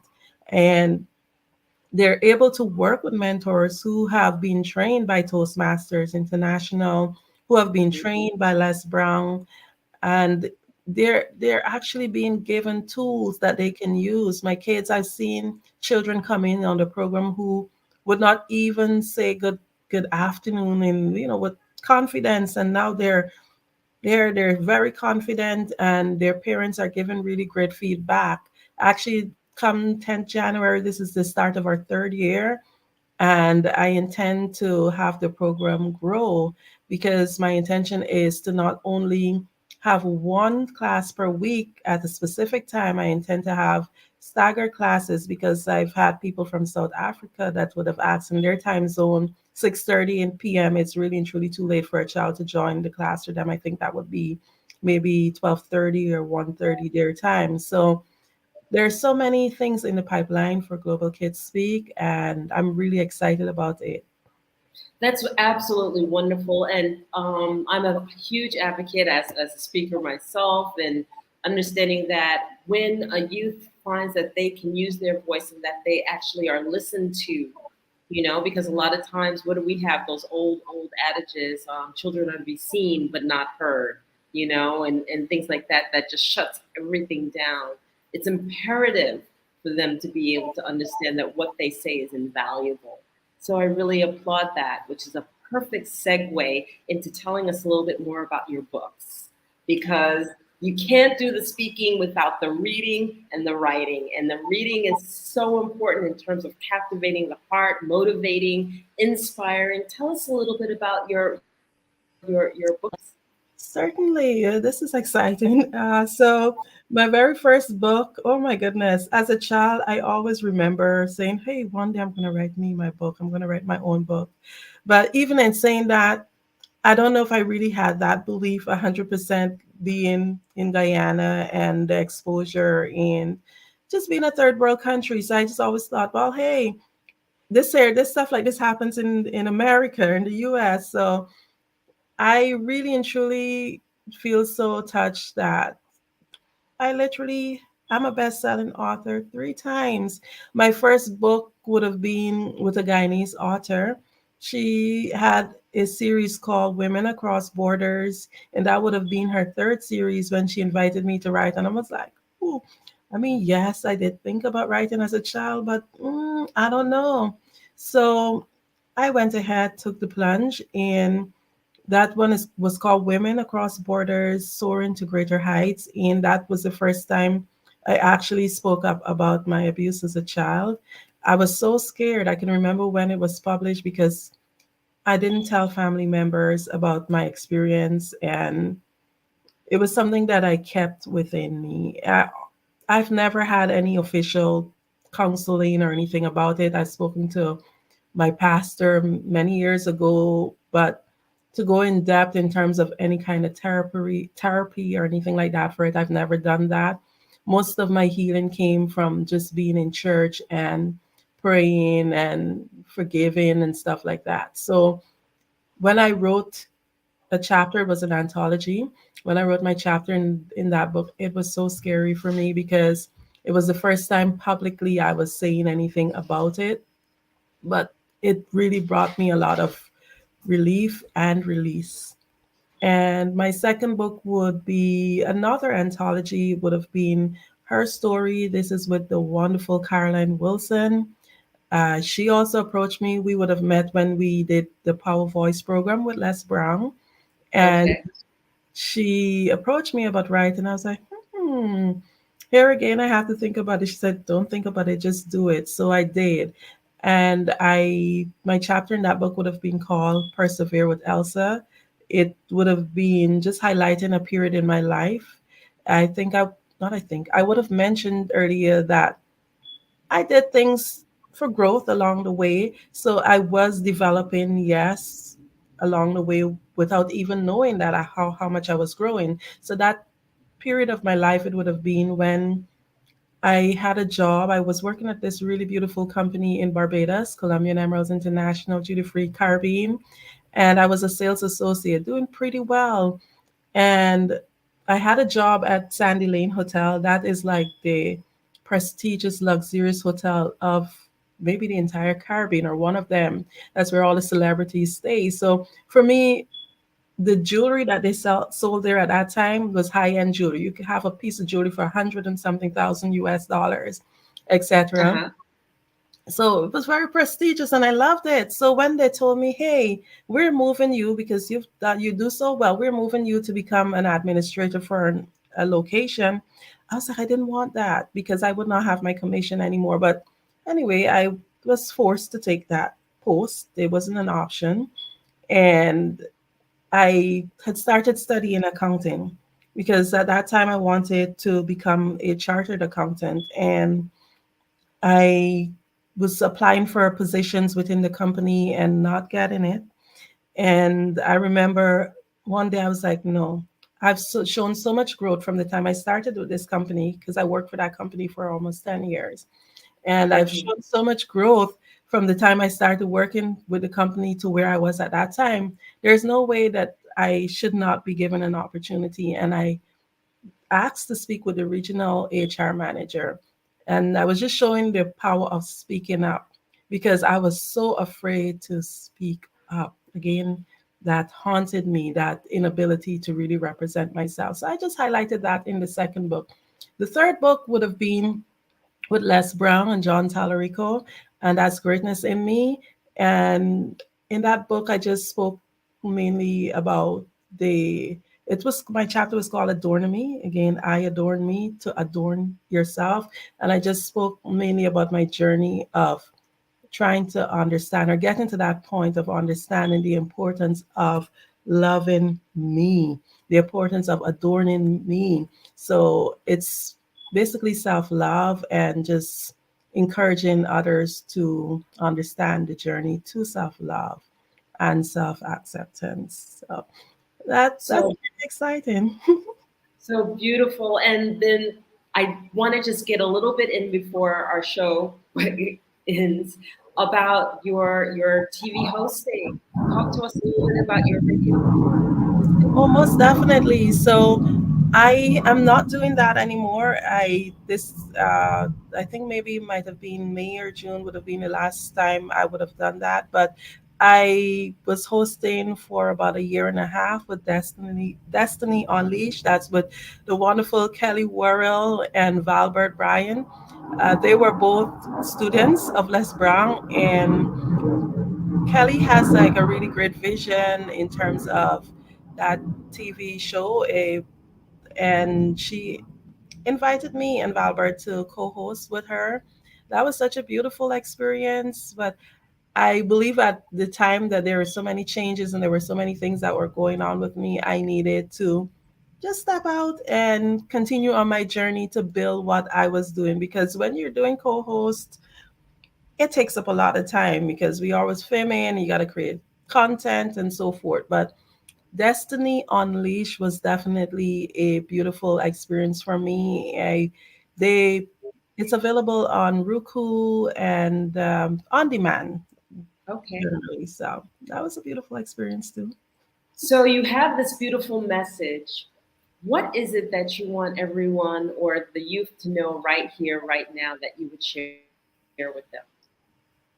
Oh, most definitely. I will tell you whatever it is that's going on in your life, just remember to love yourself.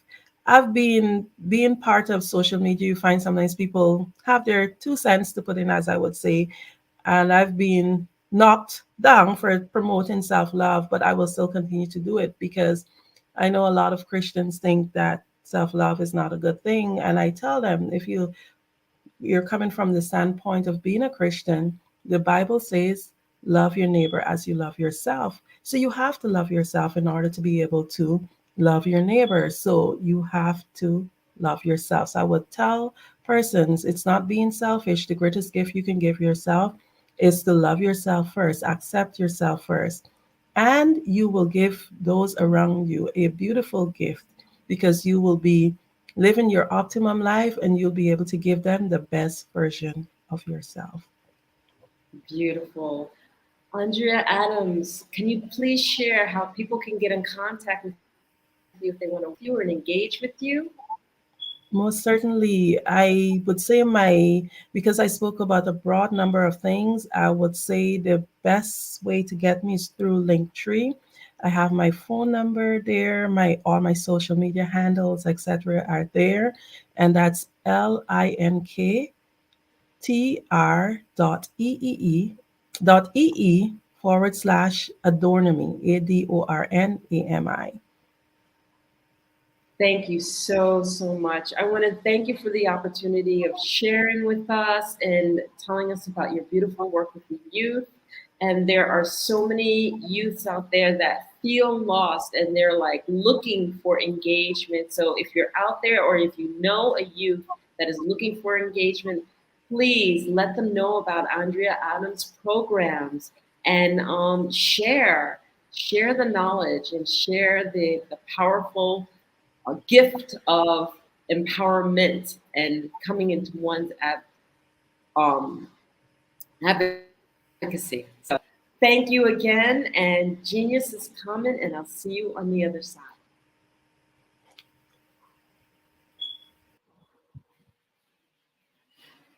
I want to take this opportunity to talk about the scholarship program. The Black Businesses Expo's mission is to raise funds for high school seniors going to college or K through 12 entrepreneurs. This expo is a fundraiser for students. You may go to www.blackbusinessexpose.com to donate to the scholarship fund or use the Cash App that's on the screen below. That's $BBX USA. Our goal is to give laptops and up to $5,000 to 10 students. Students can register online at www.blackbusinessexpose.com. Every dollar counts, so we want to remind you to donate to the scholarship fund. We want to thank our Black Business Expo USA sponsors for their support. That includes NC100, Moody Capital Partners, Suede Soul, BDM Media, Lotus Rishi Coaching and Training, Carolina, Virginia Minority Supplier Development Council, STEP Management, Hello LLC, BHS and Associates, Margie McLean Foundation Incorporated, Genius is Common, Earth Essentials, Malaine Cheney Global, Executive Women's Success Institute, The Quality Coaching Company, Super Women Business Services, Creative Force Studios, Lee Entertainment, Artistic App Design, and Black Business Expo USA. Thank you so much for being with us, and genius is common, and I will see you on the other side.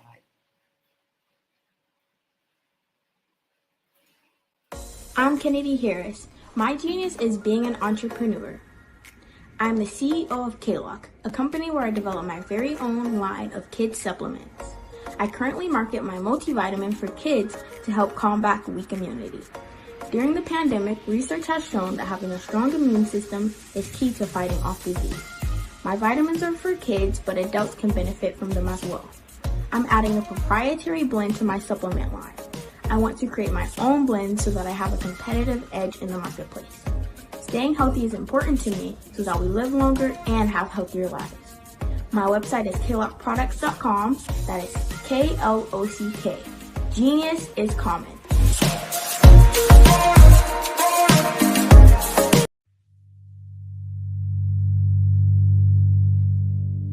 So what we have to do is when we get in a spot, we need to create some spots for us. That's the main thing. We need to be able to be in a position where we're able to create those spots for us. For me, being an entrepreneur, I'm not just going to get a business and then leave you sitting high and dry. If you ask me some questions about entrepreneurship, I'm going to give you as much as I've received. I've seen people who made it, and then when you ask them, it's like, okay, now you have to pay me for the information, the same information I got for free. We probably in totally different cities. There's no way that we're going to bump heads or anything. We're not competing. Bring me up with you. And so I just think that whatever education that I have, then I need to be able to give that to my own as well. So create the spots. You can create the spots when you get there.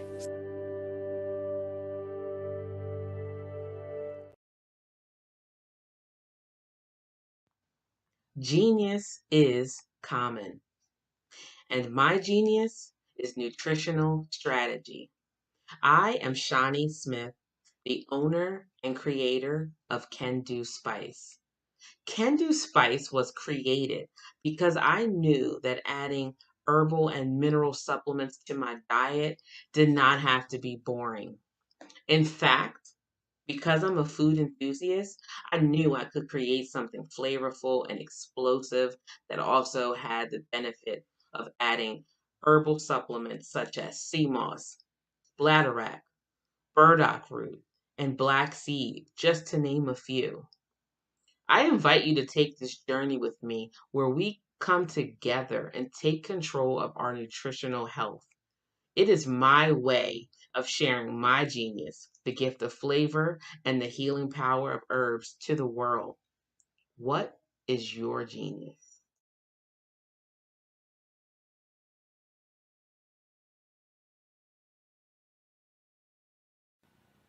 Hello, my name is Kiasi Helm and I'm 14 years old. I think my genius would probably have to be setting goals and achieving them. I say this because ever since I was young, I always wanted to be an author, and at age 11, I ended up achieving this. But not only did I end up becoming an author, I ended up becoming a public speaker, a publisher, a business owner, all these great things. The name of my business is Written by Kids Publishing Company. I decided to start this company because I thought it was important for me to help kids my age express themselves through literacy and just achieve their own goals. Because to me, achieving goals is the best thing in the world to feel. It's you just achieving things and aspirations that you set for yourself. And I know that everybody is capable of this because even if you don't end up achieving the goal, you still tried your best, and that's the most important thing. And everybody is capable of this because genius is common. Thank you. Sometimes you got to hear the news from the Black perspective, and more specifically, Black publishers. And that's exactly why you have to download the Hey Tie app, the largest mobile app delivering breaking news, videos, and podcasts from 200 of your favorite Black publishers. Yes, 200 Black publishers delivering news as it happens, literally all in one app. Go to HAYTI.com or download the app in the Google Play Store or Apple App Store. It's completely free, along with information that you can trust, so go check them out.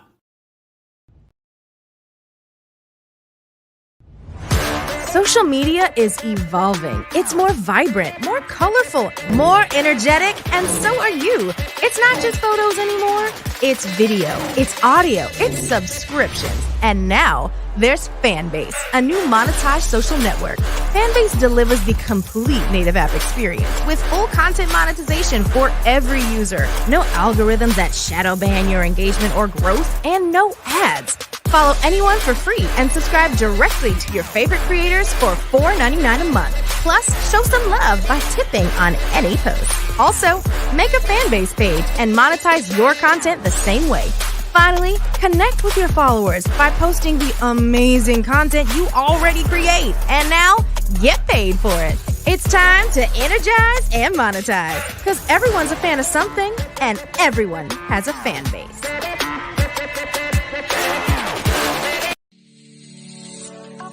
Did you know that our black dollar only lasts for 6 hours in our community? Yet other communities, their dollars last for 19 to 30 days. The Black Wall Street Nation. Black Wall Street Nation. Yes, that's why we created the Black Wall Street Nation. Black Wall Street Nation is a centralized directory available to all black businesses across the world. It was created for businesses like you, the ones that want to start and the ones who have a dream that have already started, such as businesses like Drop in a Bucket Productions, Valito Foods, Sugar Tea Branding Firm, All the Dazzle, Buncakeaholic, Miss Riot, and you. We'll have marketing, seminars, and some funding coming soon just for you. So, we want you to come and join us. www.blackwallstreetnation.com. See you there.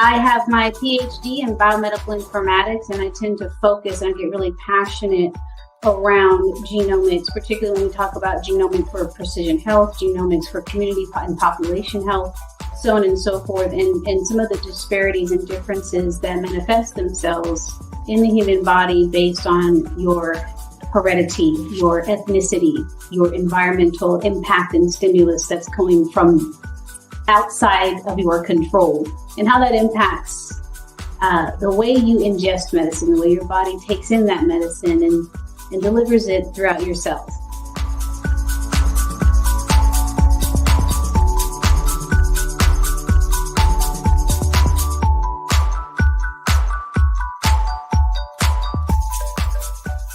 Even though the drug is the same, the dosage is the same, the age, weight, blood pressure, all of these other vital signs may be the same, but the drug may manifest itself differently between these two demographics, just simply based on the differences in their genetic history and their genomes.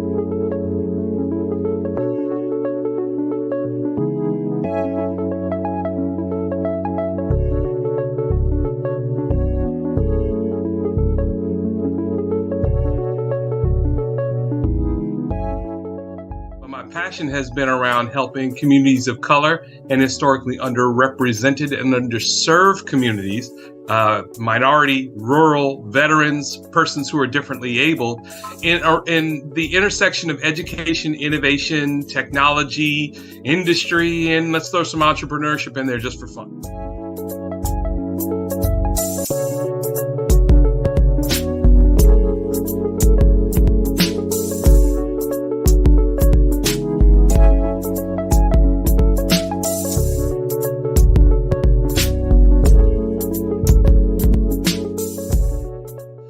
See more around innovation, incubators, accelerators. I love the idea of going from innovation to commercialization.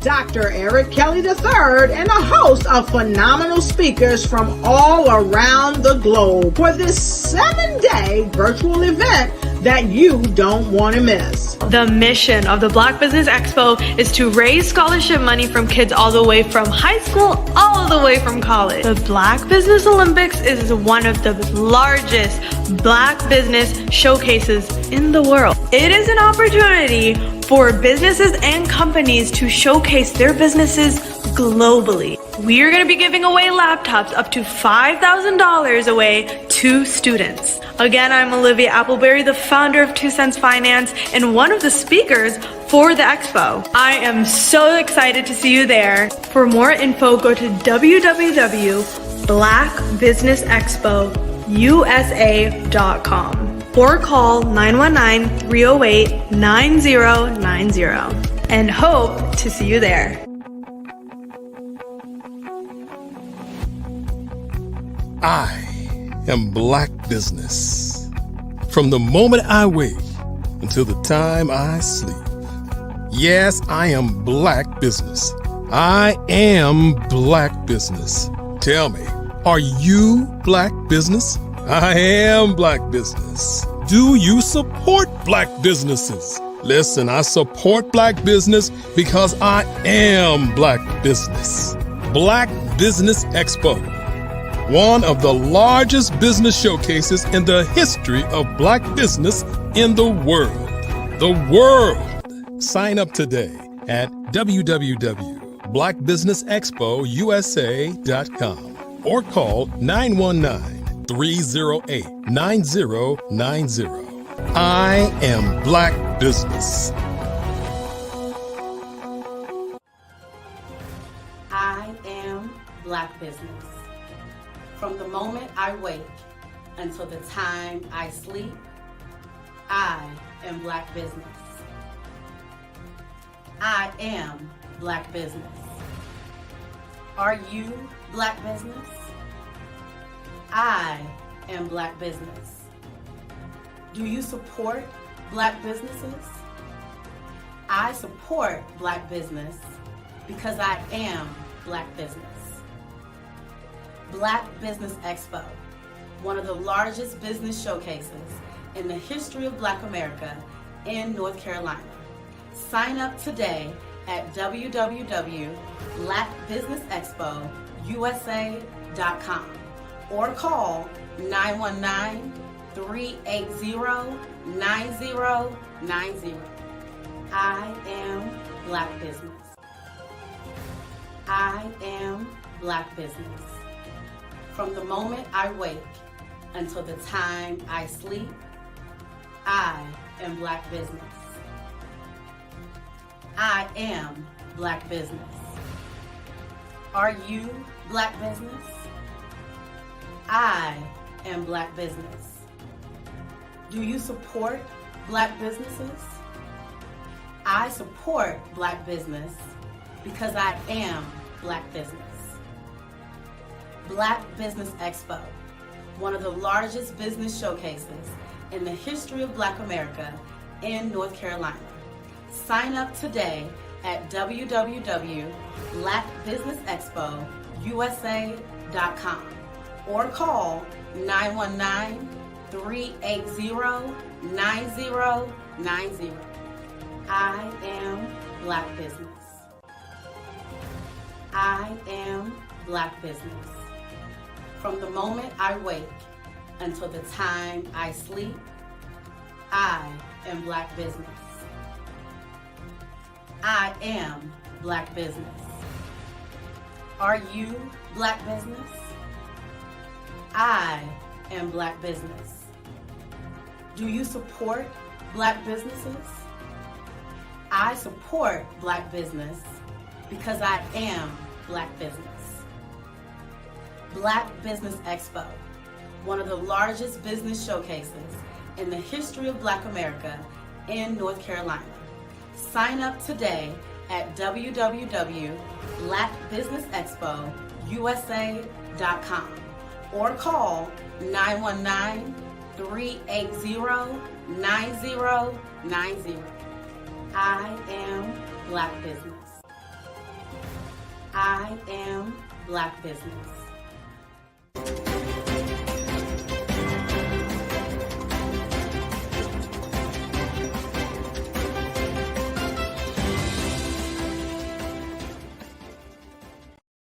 Ladies and gentlemen, and fellow professionals, please allow me to introduce myself. I am David Jones, the co-founder and CEO of the Hello LLC, where I am passionately dedicated to guiding individuals and businesses toward their own return on time investment. Time is my only competition. With over 20 years of experience as a corporate C-level executive, I bring a wealth of knowledge and expertise to the Hello LLC. My career journey has been marked by a relentless pursuit of excellence in marketing, strategy, and business management leadership. I have had the privilege of working with renowned Fortune 500 companies such as Xerox, American Airlines, Hilton, and Geico. However, what truly drives me is the transformational work we do at the Hello LLC.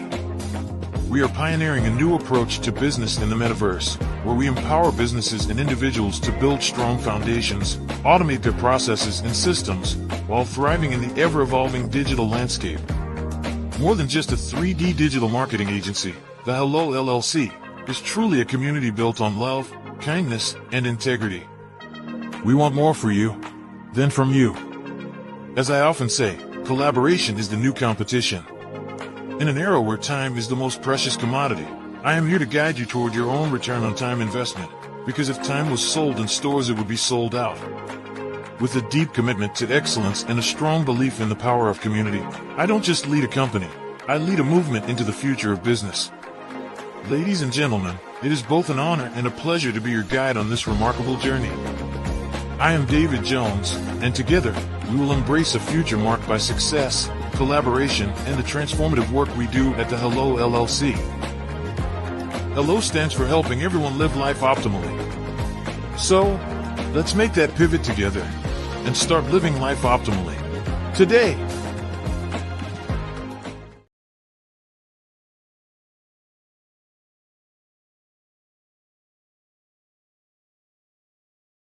Content creators, welcome to Fave Unite TV.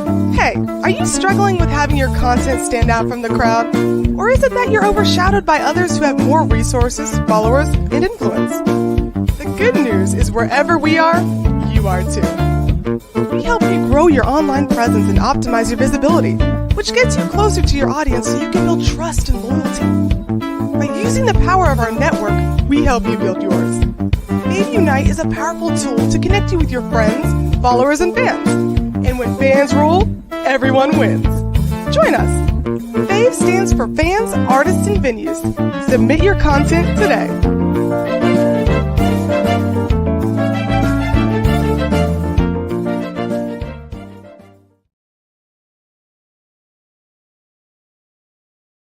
Are you a forward-thinking entrepreneur or business owner? The world is changing faster than ever, and it's time to pivot and adapt to the future. Hello LLC is here to help you do just that. Hello stands for helping enterprises leverage leading-edge optimizations. Our innovative solutions can streamline operations, reduce overhead costs, and give you a competitive edge in a market projected to reach $5 trillion by 2030. By pivoting to the metaverse, businesses can tap into a rapidly growing market that is projected to be a significant part of daily life for 25% of Americans by 2026. As a full digital metaverse agency, the Hello LLC can help you create custom solutions to streamline operations, increase productivity, reduce costs, and drive brand recognition. Why should you pivot to the metaverse with the Hello LLC? By leveraging cutting-edge technology, you can provide immersive experiences for your customers, expand your global reach, and unlock new revenue streams. Contact us today to make the pivot.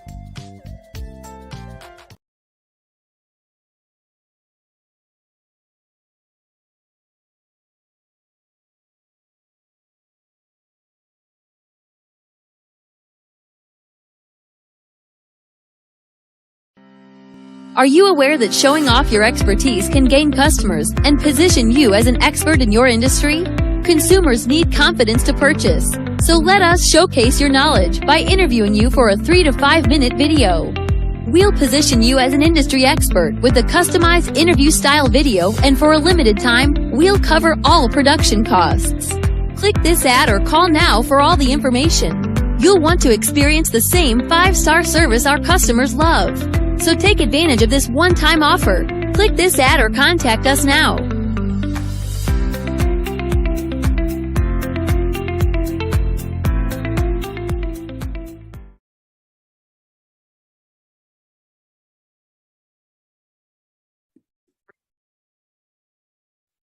Hello, I'm Dr. Madeline Ann Lewis, President and CEO of the Executive Women's Success Institute.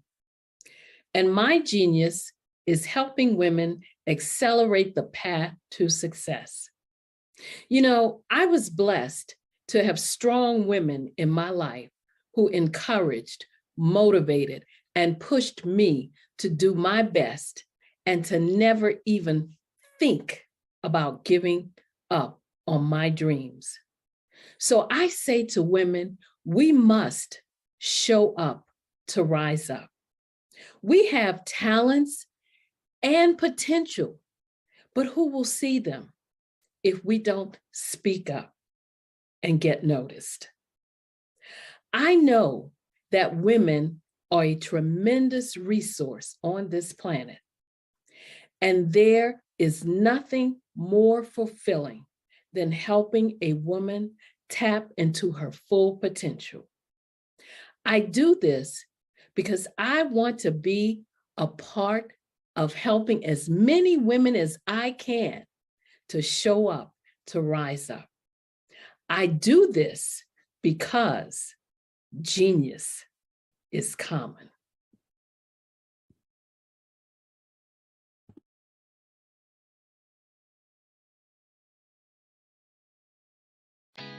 Did you know women represent just 3% of Fortune 500 CEOs and less than 15% of corporate executives at top companies worldwide? Have you wondered what the secrets are to getting into the top ranks, whether in the private or public sector? Do you want to figure out how to stop being held back in your career or passed over for promotion? Then you're in the right place. Hi, I'm Dr. Madeline Ann Lewis, President and CEO of the Executive Women's Success Institute. I have decades of experience in the military, the federal government, and corporate America, and my mission is to help women succeed and tap into their full potential. I want to reach 1 million+ women around the world to become the leaders they are meant to be. So if you want to move into a management or executive level position, or maybe you are a female veteran transitioning out of the military into business entrepreneurship, then reach out to the Executive Women's Success Institute at 301-693-3284. Let us get you on the fast track to success.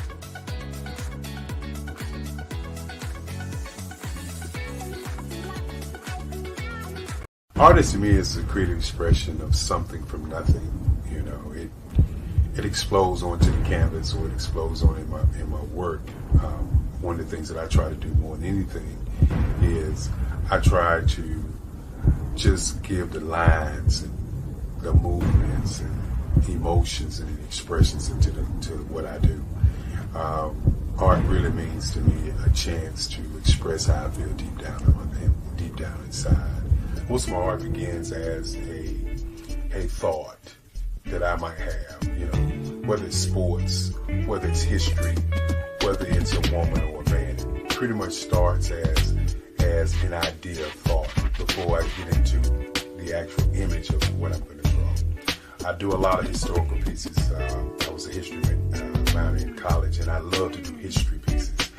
And a lot of times I'm thinking about history, and then I try to make that history impact you as you look at it. That's one of the reasons I do pictures so large. People ask me, why do I do pictures so big? And I tell them, I want the piece to impact them as they're looking at it. To kind of dominate them, dominate their space. And most of my pieces I try to do off page. I don't try to do anything that's going to be in those four corners or in a square. And I want your imagination to be a part of the piece that you're looking at.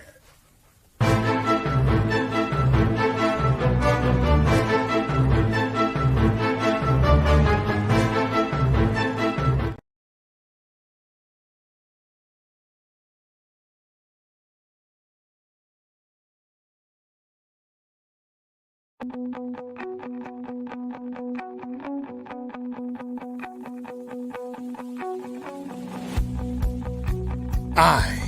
am Black Business. From the moment I wake until the time I sleep. Yes, I am Black Business. I am Black Business. Tell me, are you Black Business? I am Black Business. Do you support Black businesses? Listen, I support Black business because I am Black Business. Black Business Expo, one of the largest business showcases in the history of Black business in the world. The world! Sign up today at www.blackbusinessexpousa.com or call 919-308-9090. I am Black Business.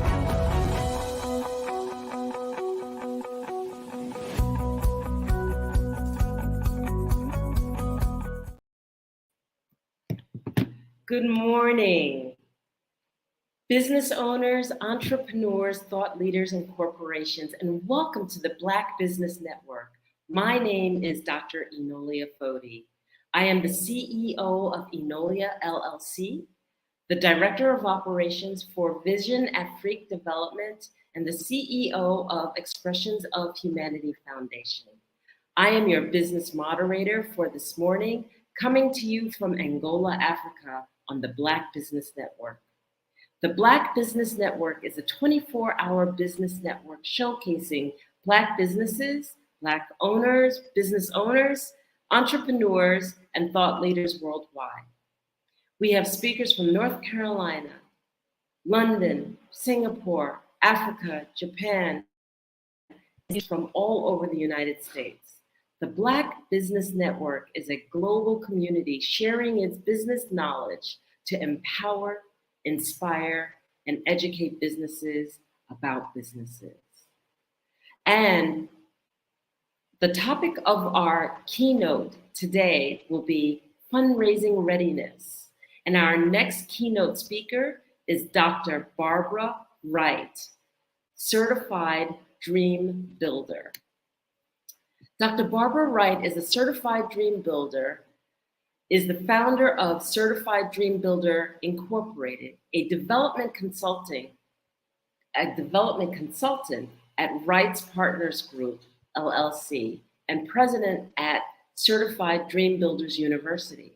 She has over 20 years of experience raising from $10,000 to $10 million, helping to win over $150 million in grants, contracts, and loans for nonprofits, for-profits, faith-based organizations, schools, and colleges.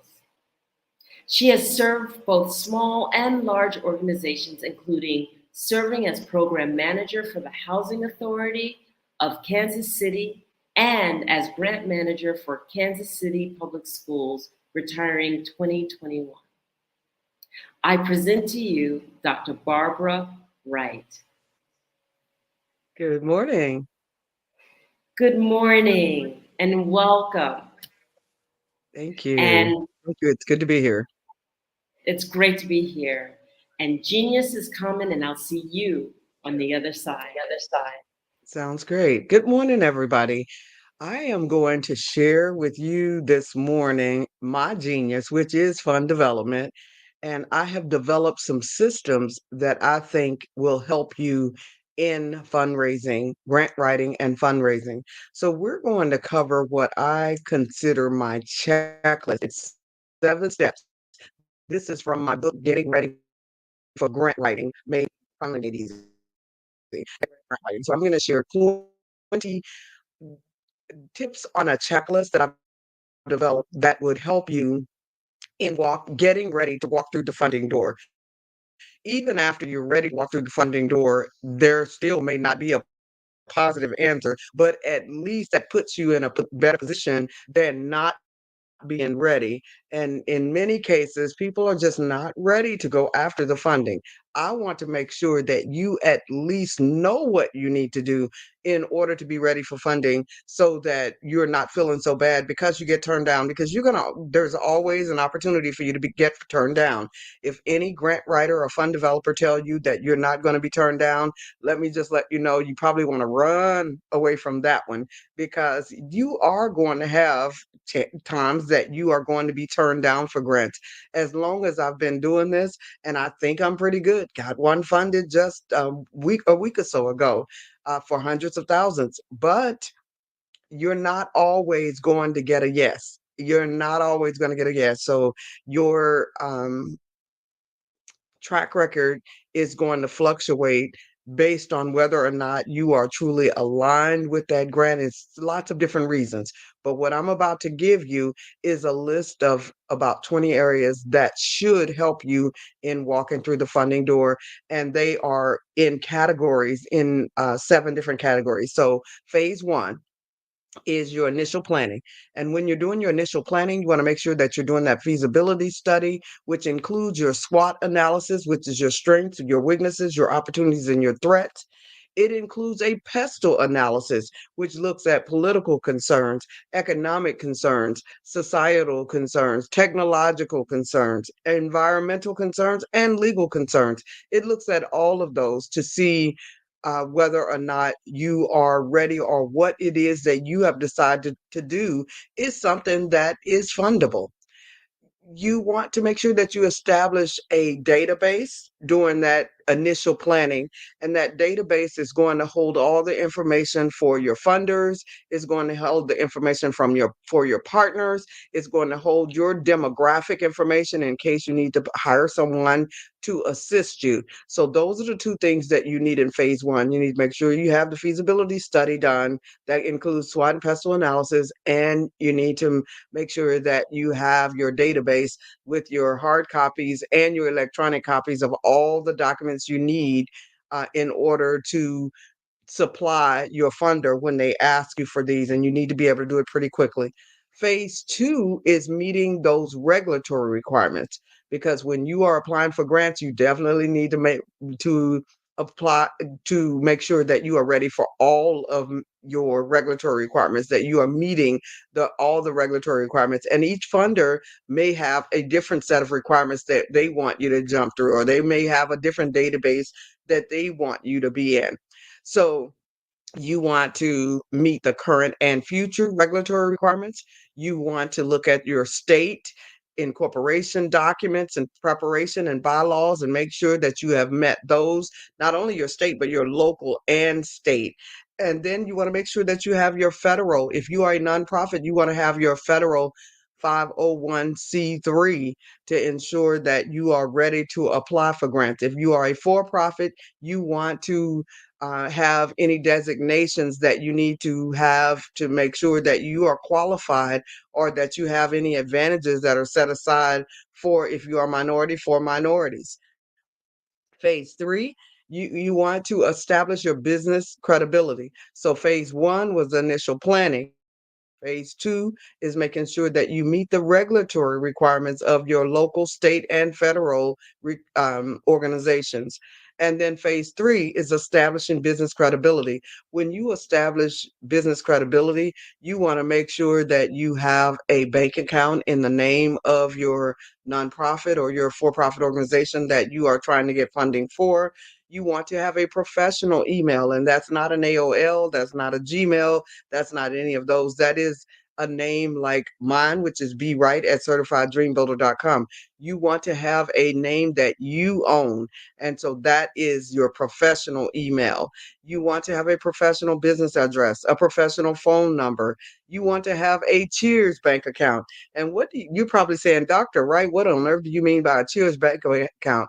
What I mean is that bank account has a wealth management officer, and they handle wealth management accounts, which when they reach a certain level, they may give out some of those funds. And I would say it's probably best to be at a bank that has a nice number of accounts that they manage, and they'll know when there's funds to be given away. And if that Cheers bank officer or wealth management officer knows your name, they may let you know when there is some funding available and let you know that it is time to apply. Now, that doesn't guarantee that you're going to get the funds, but it is nice to have that little advantage.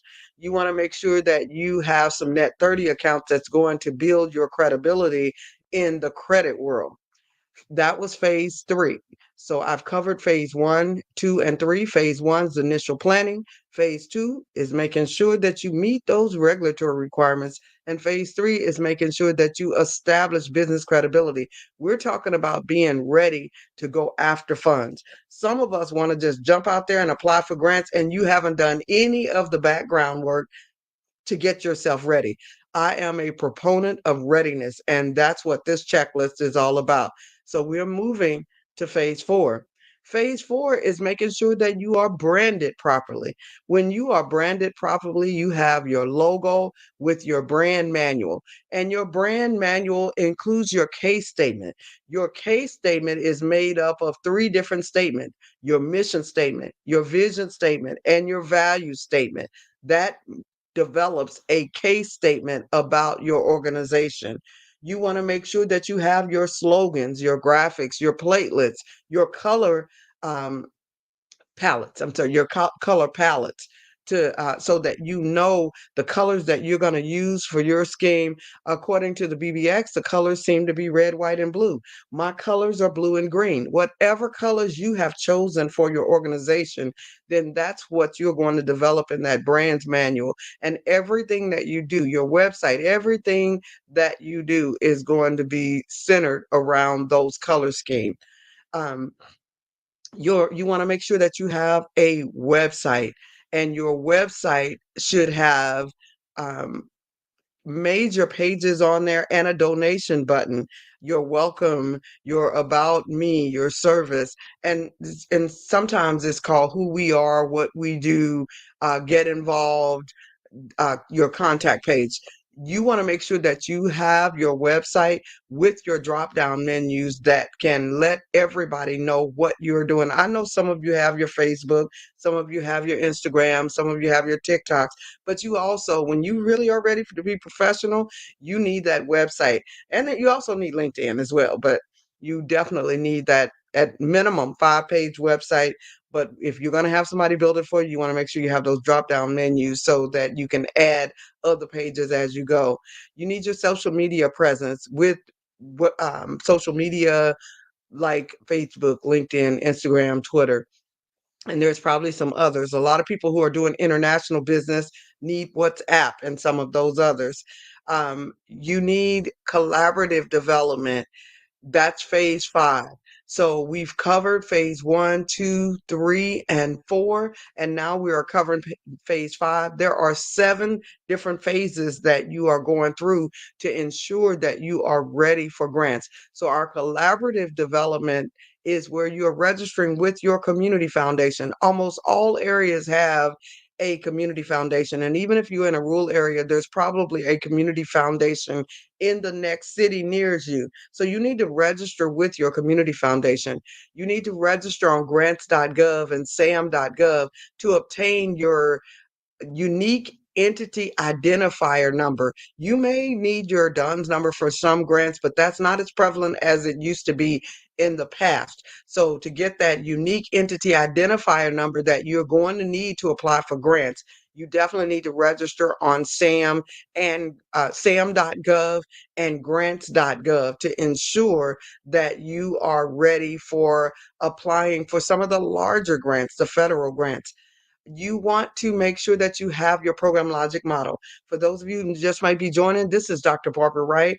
I am the president of Certified Dream Builder, Inc. It is a nonprofit that provides pay as you can training for grants.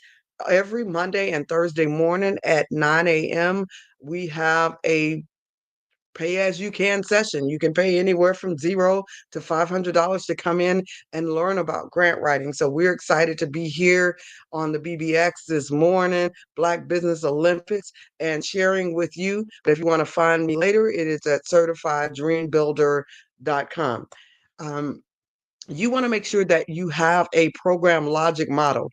And that program logic model has 10 areas that you need to be prepared for if you want to write grants.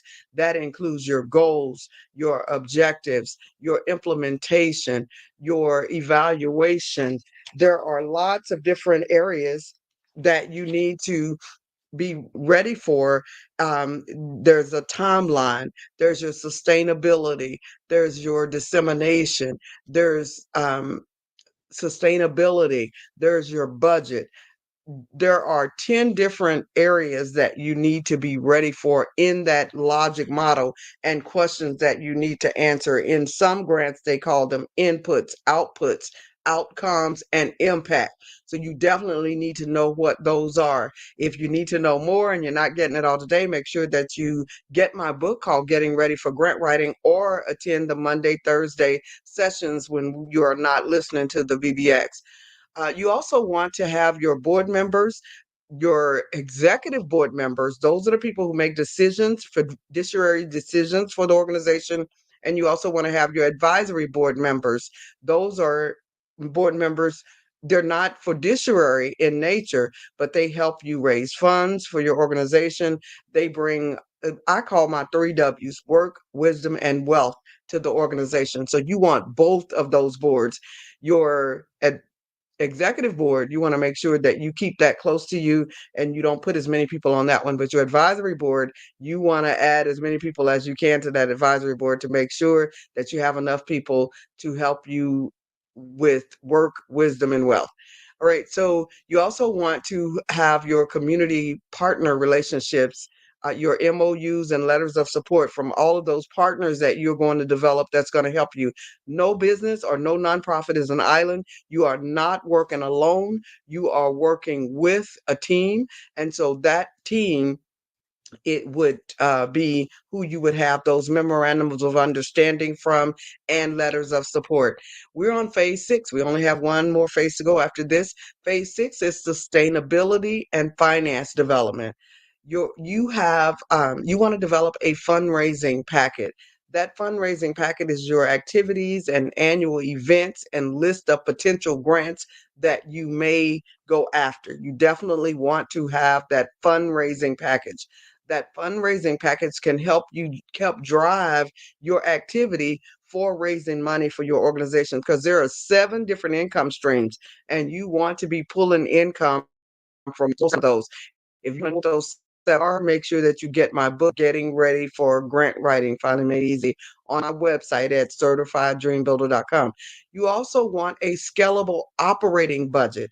That scalable operating budget means this year it may be this amount, next year it may be an additional amount, the next year it may be, a little bit more. So you do want a scalable budget that can change based on the growth and needs of the organization. You want a customized, scalable program budget.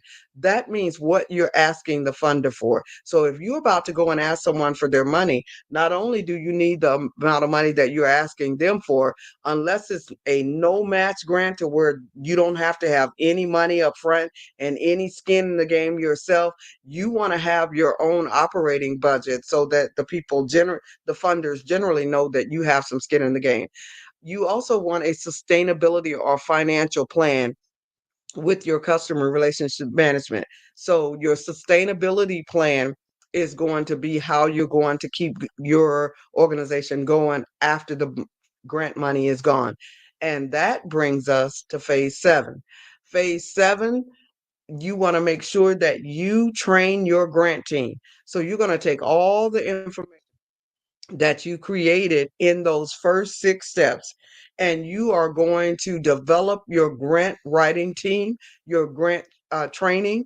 You're going to help your board members. You're going to train everyone who is going to be a stakeholder in your program, even some of your partners. You want to make sure that everybody is on the same team. Everybody is on board with what you are doing. Everybody is ready to go with you, because if you have people out there who are not prepared, it will slow you down. Make sure that you are that you have trained your team and you're ready. So we're going to go back. Phase 1 was initial planning, making sure that you have your feasibility report, which includes your SWOT and pestle analysis and your database. In phase 2, you want to make sure that you met those regulatory requirements. That's your current and future regulatory requirements, because you have some regulatory requirements now, but just know that they're not static. They may change over time. State incorporation, document preparation, and bylaws. You need your 501c3, and then you need to continuously keep up with your 990s. You want to keep up with any reports that you have to file in order to ensure that you are a viable organization and that you don't lose your 501c3 and don't have your state rescinded and have to apply for those again.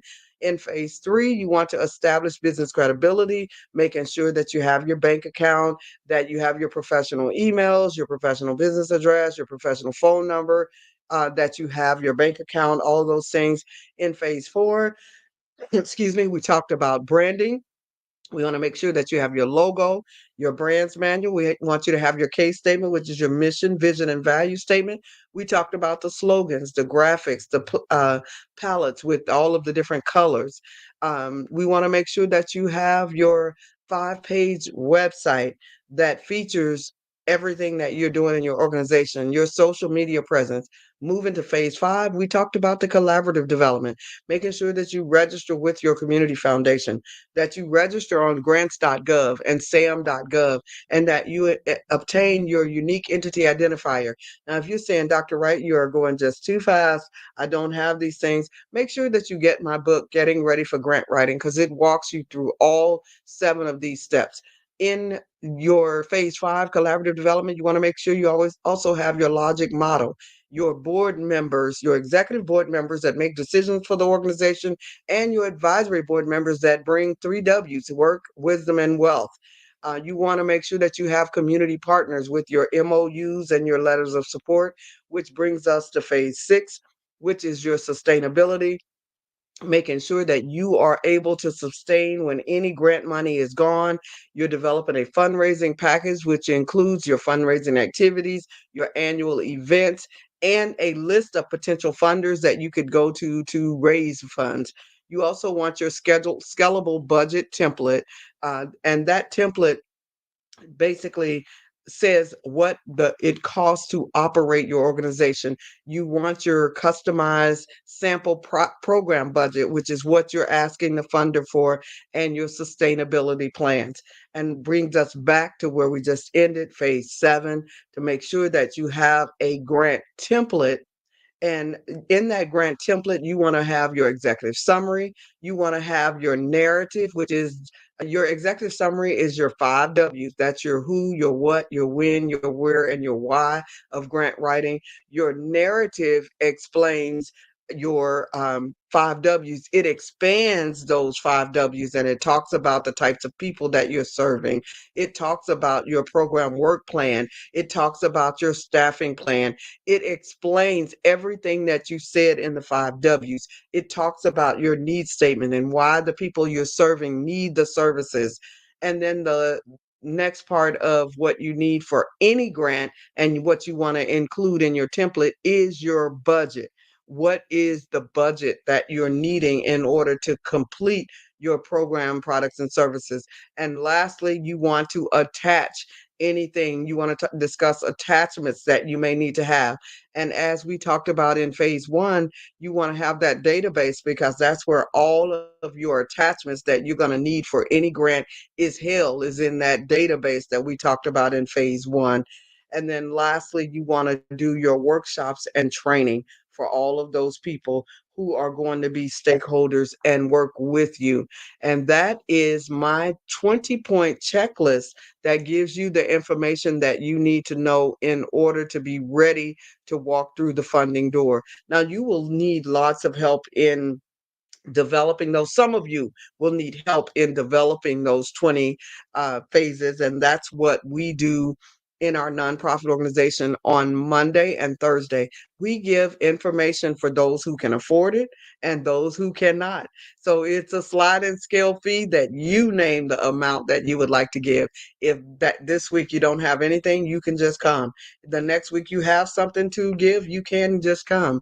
We have 25 books that we've written on special grant topics to help you if you're interested in reentry or domestic violence or veterans programs or K through 12 education programs or youth and young adult community education programs. You're interested in the arts. We have visual and performing arts. We have a visual and performing art grant writing book. We have grant writing on almost every topic, including human trafficking prevention. So pretty much any topic that is fundable, we have a book on it on our website called certifieddreambuilder.com. So I'm sure that my time is about gone, but the 20-point checklist that I talked to you this morning about is on my book called Getting Ready for Grant Writing.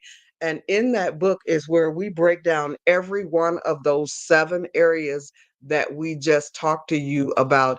And I believe this is a hybrid session today. So I'm excited that Black Business Olympics is maybe going to ask me a few questions about grant writing, and we'll be able to give you some of those answers. We will continue to go on here while we're waiting for them to come on. I can give you my 5 W's, which is the who, the what, the when, the where, and the why. Remember, I talked to you about those earlier. When you are ready to write your grant, you want to make your grant template that you're going to use to expedite your grant writing process. You want to make sure that you know what your 5 W's are for your organization. When you are planning your organization, those 5 W's can help guide you to success. Your who is who are you? Who are you serving? Who are your collaborators? Who's your competition? Those are some of the who's that you want to answer, but there's going to be a whole lot more that you can answer in the who. And when we're talking about who are you, we're talking about personally, academically, and professionally. When we're talking about who you're serving, we're talking about who are your initial targets. Who will you target after the first year? Who will you target after the second year? And then when we talk about who are your collaborators, we're talking about locally, nationally, and internationally.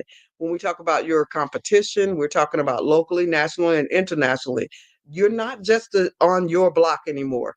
When you turn this system on, this computer that I'm talking on, when you turn your laptop, your computer, your phone on, now you have just gone global. You are no longer just in your kitchen or in your city or in your office. Now you're global. So that's why you want to know locally, nationally, and internationally who your collaborators are and who your competitors are.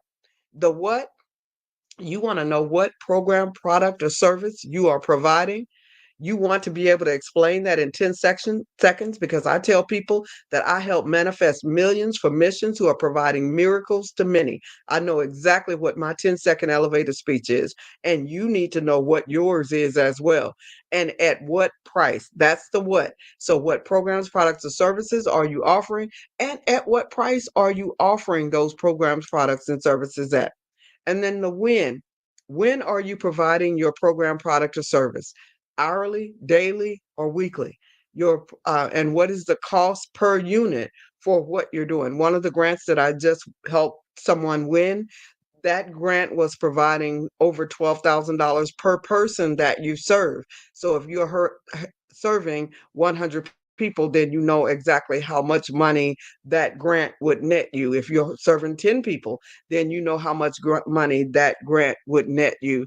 So you need to figure out what is your cost per unit or what is your cost per person. And then where will you work? Online, offline, in person, virtual? What is the cost of the technology? Because in many cases, a lot of managers forget to include the IT. Because if you're going to be successful now, you are definitely going to have IT. And where let's see, I went over the where and the why are you doing what you're doing? That's the last of our 5 W's. Why are you doing what we're doing? Or do you have statistics to support what you say? It is so easy to find those stats in many cases to support whatever it is that you say you are doing. And you want to make sure that you are looking at stats, that you can answer those stats, that you know exactly why you are doing what you're doing. And is what you're doing fundable? When we talk about that pestle analysis that we talked about earlier, that pestle analysis determines whether money is flowing or money is dripping. And you want to ensure that if you're going after areas to where the money is pouring, not just dripping. Now, if you know the difference, if you know in some areas money is pouring and some areas money is dripping, and you're still willing to work with the drip, then at least you know that there's not going to be as much money flowing from political concerns, but at least you know that you're going to have to do fundraisers to raise the money. So you can make it either way. It's just, will you be getting grants or will you be getting fundraisers? Now, with the pestle analysis, you want to look at those political concerns, the economic concerns, the social concerns, the technology concerns, the legal concerns, and environmental concerns. If what you are doing is politically supported, economically supported, socially supported, technologically supported, legally supported, and environmentally supported, more than likely money is pouring in that area. There are also 5 different fundable areas right now that I hear a lot of talk about that might assist you in knowing whether you have the right area that you are going after funding. And that is what I call my WEAMs. So workforce and housing is one. Education improvement seems to be an area to where money is pouring.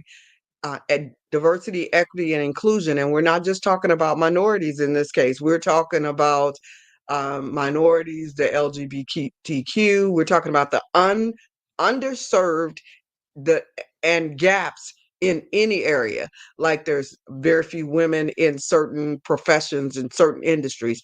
If you are going to reduce that, there are foster children who have exited from the system who don't have their mom and dad and family support. If you're willing to provide support for them, that could be a great way for you to receive support.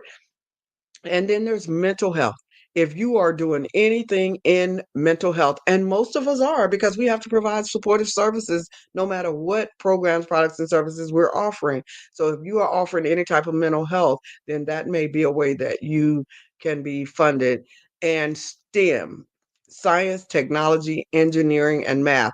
If you add the A to it, which is the arts, it's STEAM, science, technology, arts, engineering, and math. And if you add the R to it, which is religion, it becomes STREAM, science, religion, technology, arts, education, and math. I think I did the E backwards, but anyway, so you want to make sure that you know those 5 areas, whether you're dealing with STEM, STEAM, or STREAM. You want to make sure that you cap it with that S, which is going to assist you. So, again, those 5 areas where money is pouring is workforce development and housing, education, improvement, uh, diversity, equity, inclusion, your mental health, and your STEM, STEAM, or STREAM are the areas to where money is flowing. And I appreciate you listening today. I hope that this information has been helpful to you. There are so many things that you can do. You don't want to, while I'm waiting for the host to come back, there are so many things that you can do to improve your own organization, making sure that you compare your organization to other organizations out there who are doing something similar. I have a book called My 4Ds: Discovering, Designing, Defining, and Deploying Your Gifts and Talent.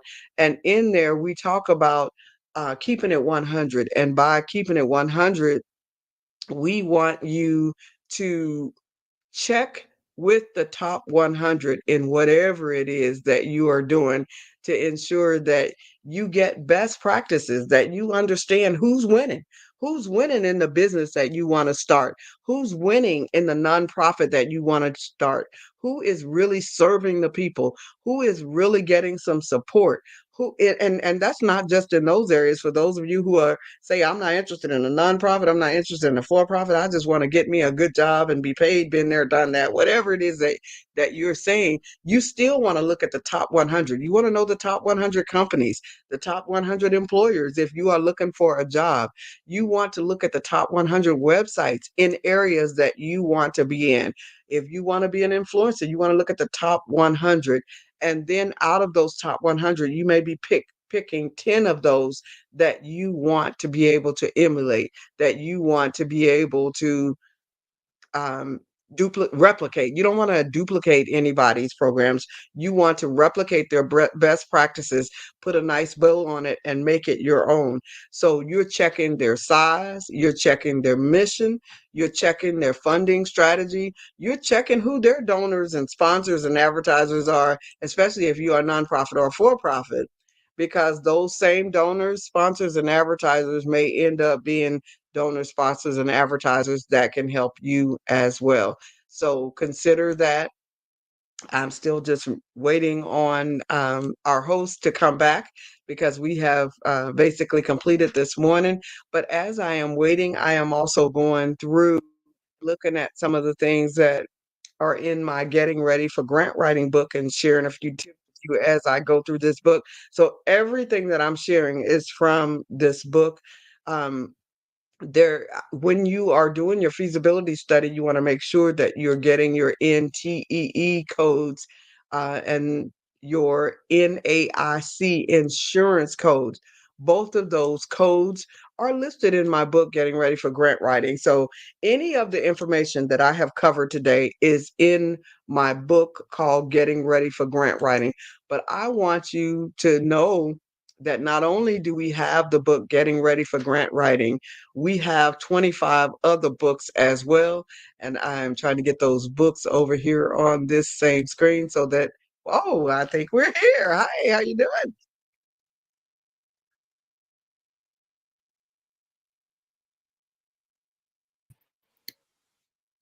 There we go. I was just muted. Thank you so much. I hope our audience realizes the invaluable information that you've shared. It has been phenomenal, great wisdom, invaluable wisdom. And there's a lot of money to be had out there, and we have to do the work. And that's the bottom line. That's it. So that's it. Thank you so much. And Genius is coming, and I'll see you on the other side. Thank you. Thank you. Have a great day.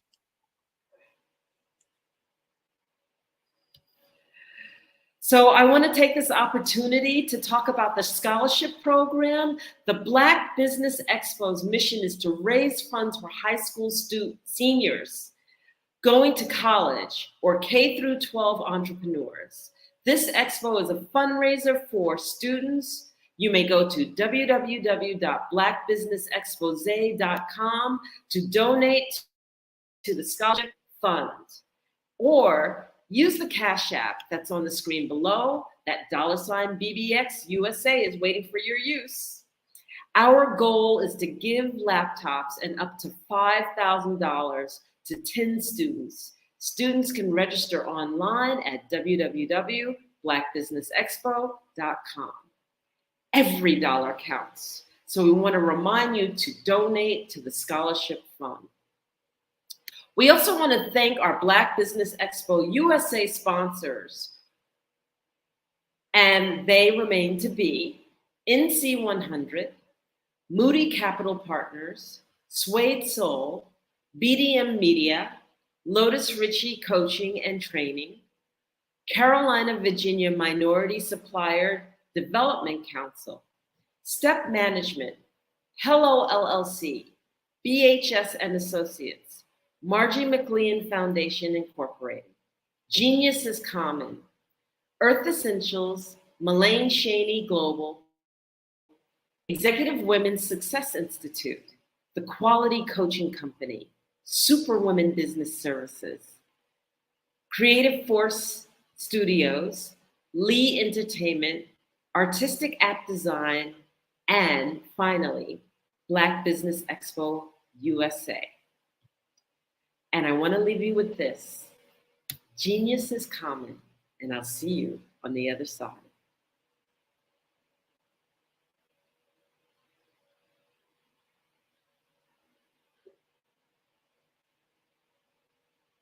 I'm Kennedy Harris. My genius is being an entrepreneur. I'm the CEO of K-Lock, a company where I develop my very own line of kids supplements. I currently market my multivitamin for kids to help combat weak immunity. During the pandemic, research has shown that having a strong immune system is key to fighting off disease. My vitamins are for kids, but adults can benefit from them as well. I'm adding a proprietary blend to my supplement line. I want to create my own blend so that I have a competitive edge in the marketplace. Staying healthy is important to me so that we live longer and have healthier lives. My website is klockproducts.com. That is K-L-O-C-K. Genius is common.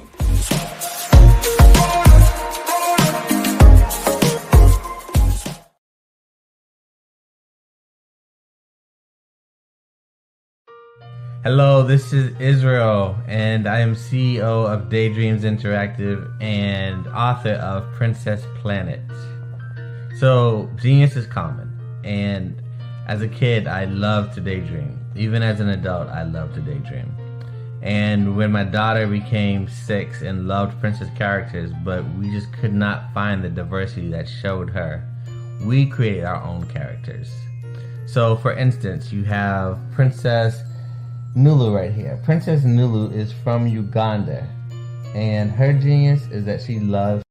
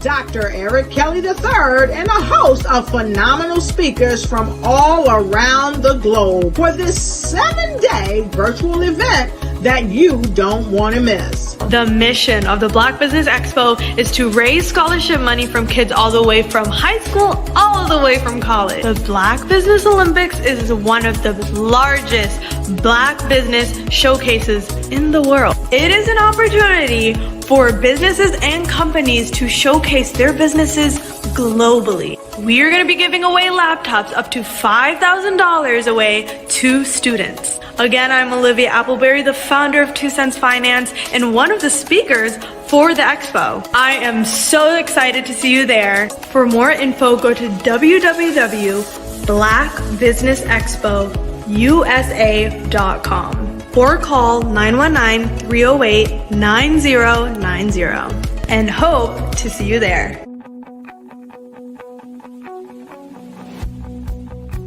I am Black Business. From the moment I wake until the time I sleep. Yes, I am Black Business. I am Black Business. Tell me, are you Black Business? I am Black Business. Do you support Black businesses? Listen, I support Black business because I am Black Business. Black Business Expo, one of the largest business showcases in the history of Black business in the world.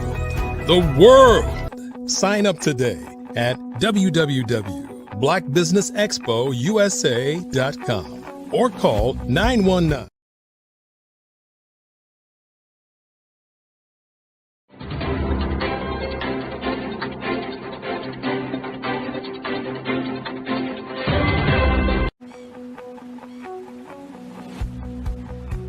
I am Black Business. From the moment I wake until the time I sleep. Yes, I am Black business. I am Black business. Tell me, are you Black business? I am Black business. Do you support Black businesses? Listen, I support Black business because I am Black business. Black Business Expo, one of the largest business showcases in the history of Black business in the world. The world! Sign up today at www.blackbusinessexpousa.com or call 919-308-9090. I am Black business.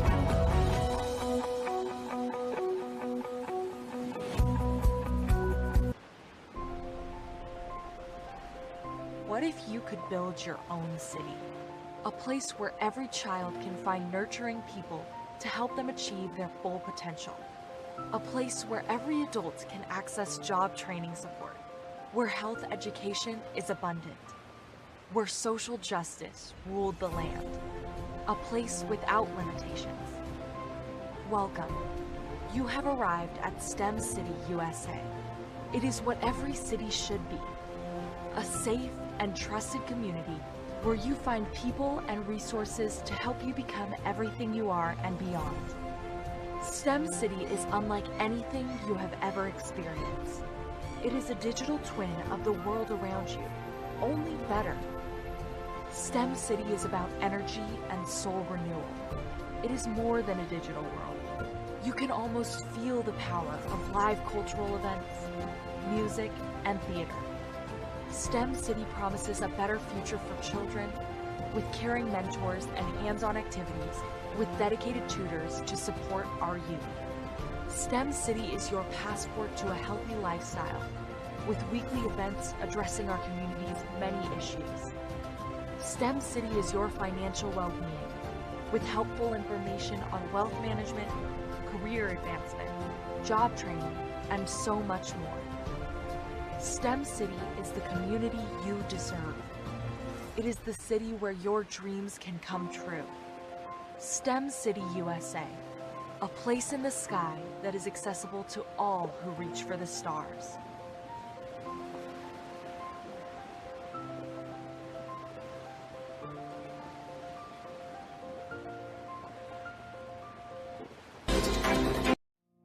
Did you know that approximately 333.34 million businesses exist today, according to a report from 2021? And you may be one of those businesses, or maybe you're not in the business market yet, but you're aspiring to be a business owner.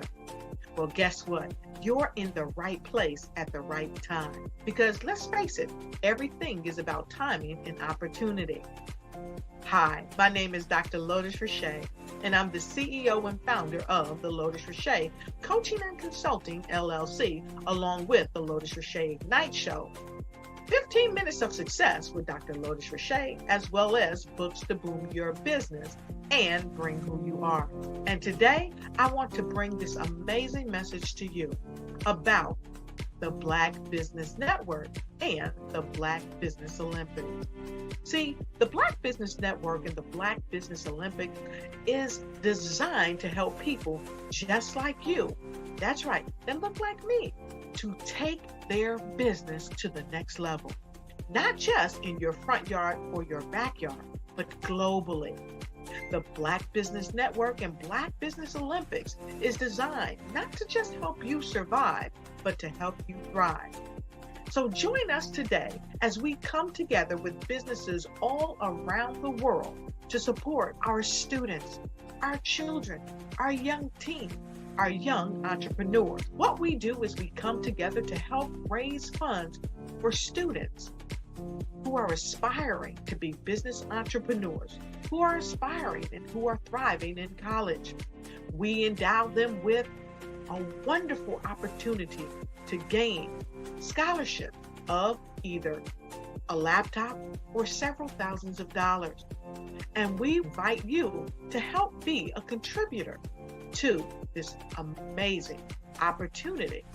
to help someone that looks just like you. So join us today at our website and let us connect with you and help you ignite and take flight in every area of your life on the Black Business Network and the Black Business Olympics. I'll see you on the other side.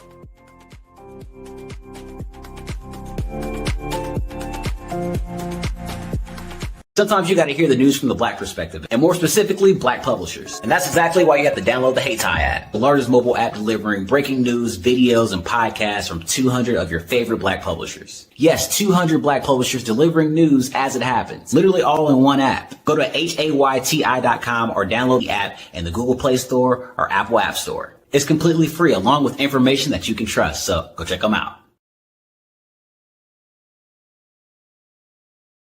Follow the Brand TV broadcast host, Grant McGaw, as he visits with top executives and entrepreneurs to find out their secrets of success with their personal brand. Follow the Brand TV broadcast host as he focuses on brand development to build better relationships, bring value to your business, relationships, and career. You will enjoy listening to each episode that is tailored to speak to you directly. If you're looking for this type of clarity in terms of building your brand, you have tuned into the right station. Each episode will help you to shape a conversation in the 5-star BDM network of 20,000 professionals and become a springboard for your corporate engagement and business opportunities. Each guest will frame their story in the areas of personal branding, business development, career development, financial empowerment, and technology innovation. Grant McGaw explains why he is the CEO and owner of his own professional career. Grant is an accomplished business leader and entrepreneur who wants to give back to individuals to grow their personal brand strategy. Tune in as he weaves his story about new possibilities, while to you exceed expectations. If you love storytelling, this show will make for fun.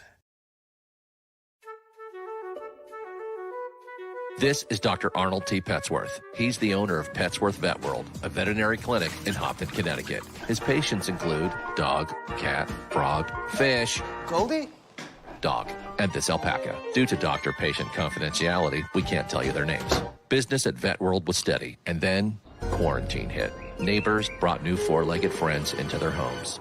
Bunnies. Bunnies everywhere. Dr. Petsworth welcomed these new patients with open arms. The only problem? There were more appointments than he could manage. That's when Dr. Petsworth turned to his American Express business card, which offers spending potential that's built for his changing business needs. He decided to hire a new assistant, Julio, and with spending power built for business purchases, he used his card to furnish a new exam room. Together, Dr. Petsworth, Julio, and American Express Business made sure all the pets of Hopton got the love and care they deserve. And everyone was happy. Get the card built for business by American Express.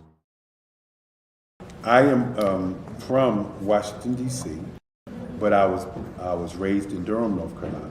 I came to Durham when I was about 5 or 6, and then I traveled back and forth to D.C. because it's where my people are from.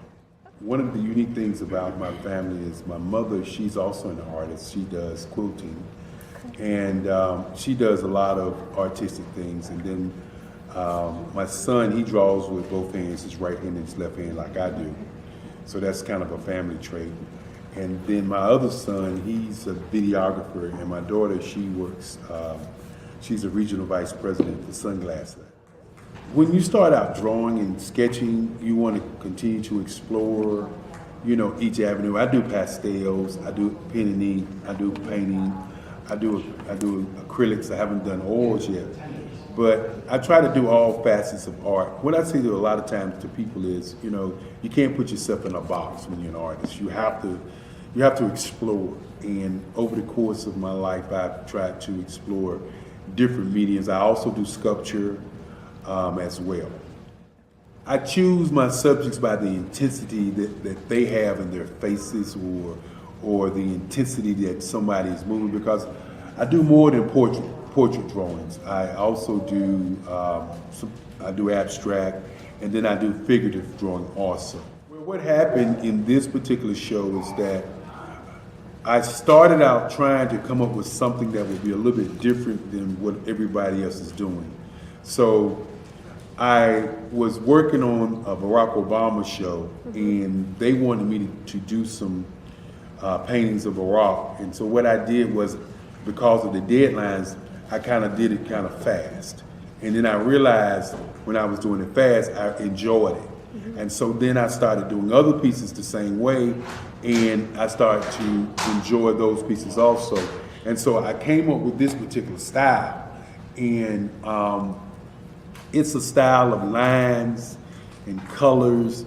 And what's interesting is that when I was in college, I did a show called Lines, Colors, and I talked about the boldness of the blacks, the hotness of the whites, and this is how this has come about, later on in my life. And the colors comes from a lot of the entertainers that I work with, where they wear different colors. They don't wear, your plain reds or your whites. They wear different colors, and so that's also another piece of what's giving me the colors. The subtitle of this show is Faces That Speak Life. That's real critical. Faces that speak life. Each one of these pieces is a life source and a life energy that's being put on display for people that are looking at them. I always say in terms of my art, it's not important that I draw them. It's important what you get out of what I draw. I don't try to just draw it because you like it. People wanted me to do prints. I didn't do prints. People asked me to do different people, but the people that I choose are people that make a difference in the lives of people in the world. So the human landscape idea was, again, as I say, the lines represent your emotions, it represents your ideas, and it represents your journey as a human being. And that's why you get the different pieces and the different looks. And as you notice, I try not to do one look that looks alike another look. And that's what's the most important part of this show.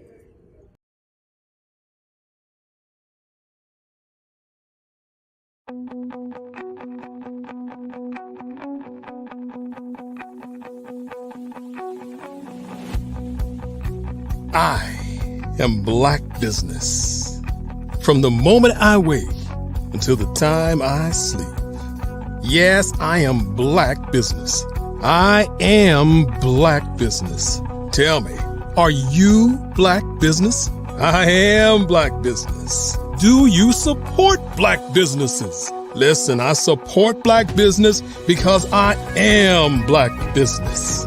Black Business Expo, one of the largest business showcases in the history of Black business in the world. The world!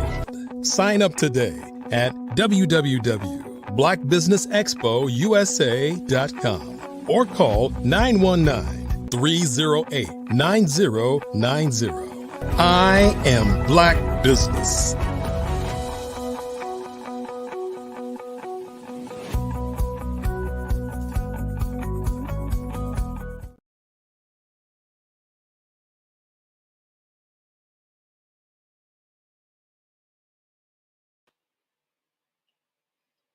Good morning, business owners, entrepreneurs, thought leaders, and corporations, and welcome to the Black Business Network.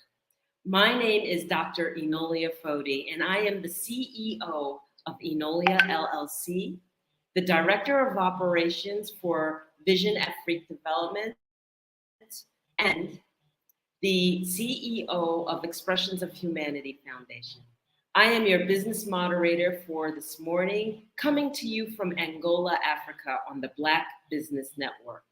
The Black Business Network is a 24-hour business network showcasing Black businesses, business owners, entrepreneurs, and thought leaders worldwide. We have speakers from North Carolina, London, Singapore, Africa, Japan, and cities all over the United States. The Black Business Network is a global community sharing its business knowledge to empower, inspire, and educate businesses about business. And our keynote speaker today is Mr. Maganda Evans Tabingwa. We welcome you to our platform. Enolia 40, very happy to be on this show tonight. Thank you so much. And where are you hailing from? Where in Africa are you from? Maganda Evans, I come from Uganda. It's a country in the East African part of Africa. And I live in Kampala, which is the capital city of Uganda. Yes, and I come to you from Angola, and I'm here in Luanda. So it's wonderful, wonderful. No, so inspirational to meet you, Dr. Enolia. And Yes. I'm happy that we've connected through the Black Business Network.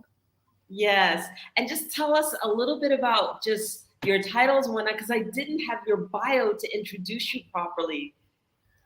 Well, my name is Maganda Evans Tabingwa. I may repeat that for clarity. As I've already told you, I come from Uganda, Africa. My background in education is in information technology. I have a bachelor's of information technology. My master's is in software engineering. Also currently a student doing a PhD in management information systems, but also I'm pursuing a Bachelor of Laws. Besides my education, I lecture in Cavendish University, Uganda, but more of why we are here today, I am the CEO of Tanya Innovations Africa, a company that I formed in 2021, and I suppose that we shall be able to dive deeper into that. So briefly, that's me.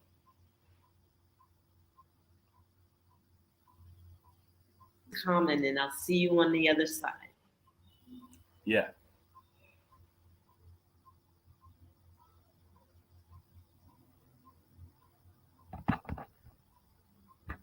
Okay.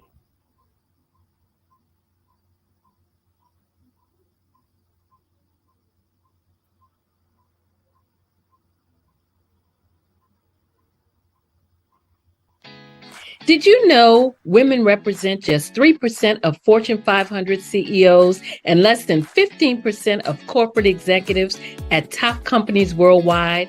Have you wondered what the secrets are to getting into the top ranks, whether in the private or public sector? Do you want to figure out how to stop being held back in your career or passed over for promotion? Then you're in the right place. Hi, I'm Dr. Madeline Ann Lewis, President and CEO of the Executive Women's Success Institute.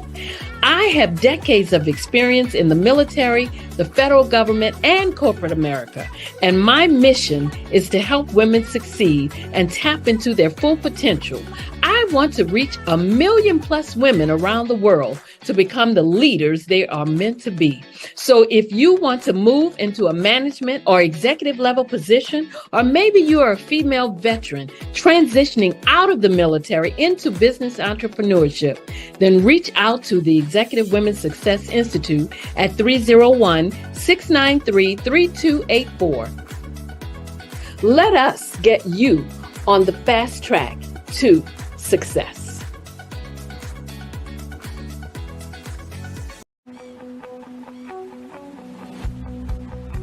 I am Black Business.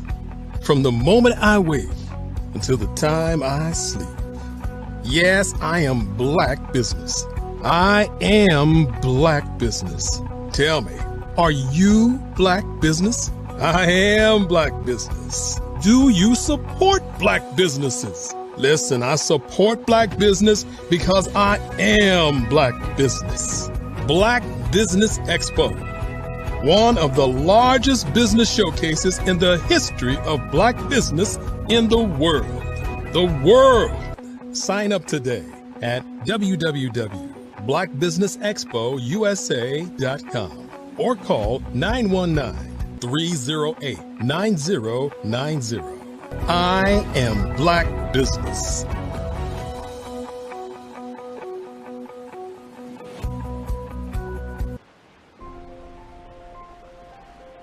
What if you could build your own city? A place where every child can find nurturing.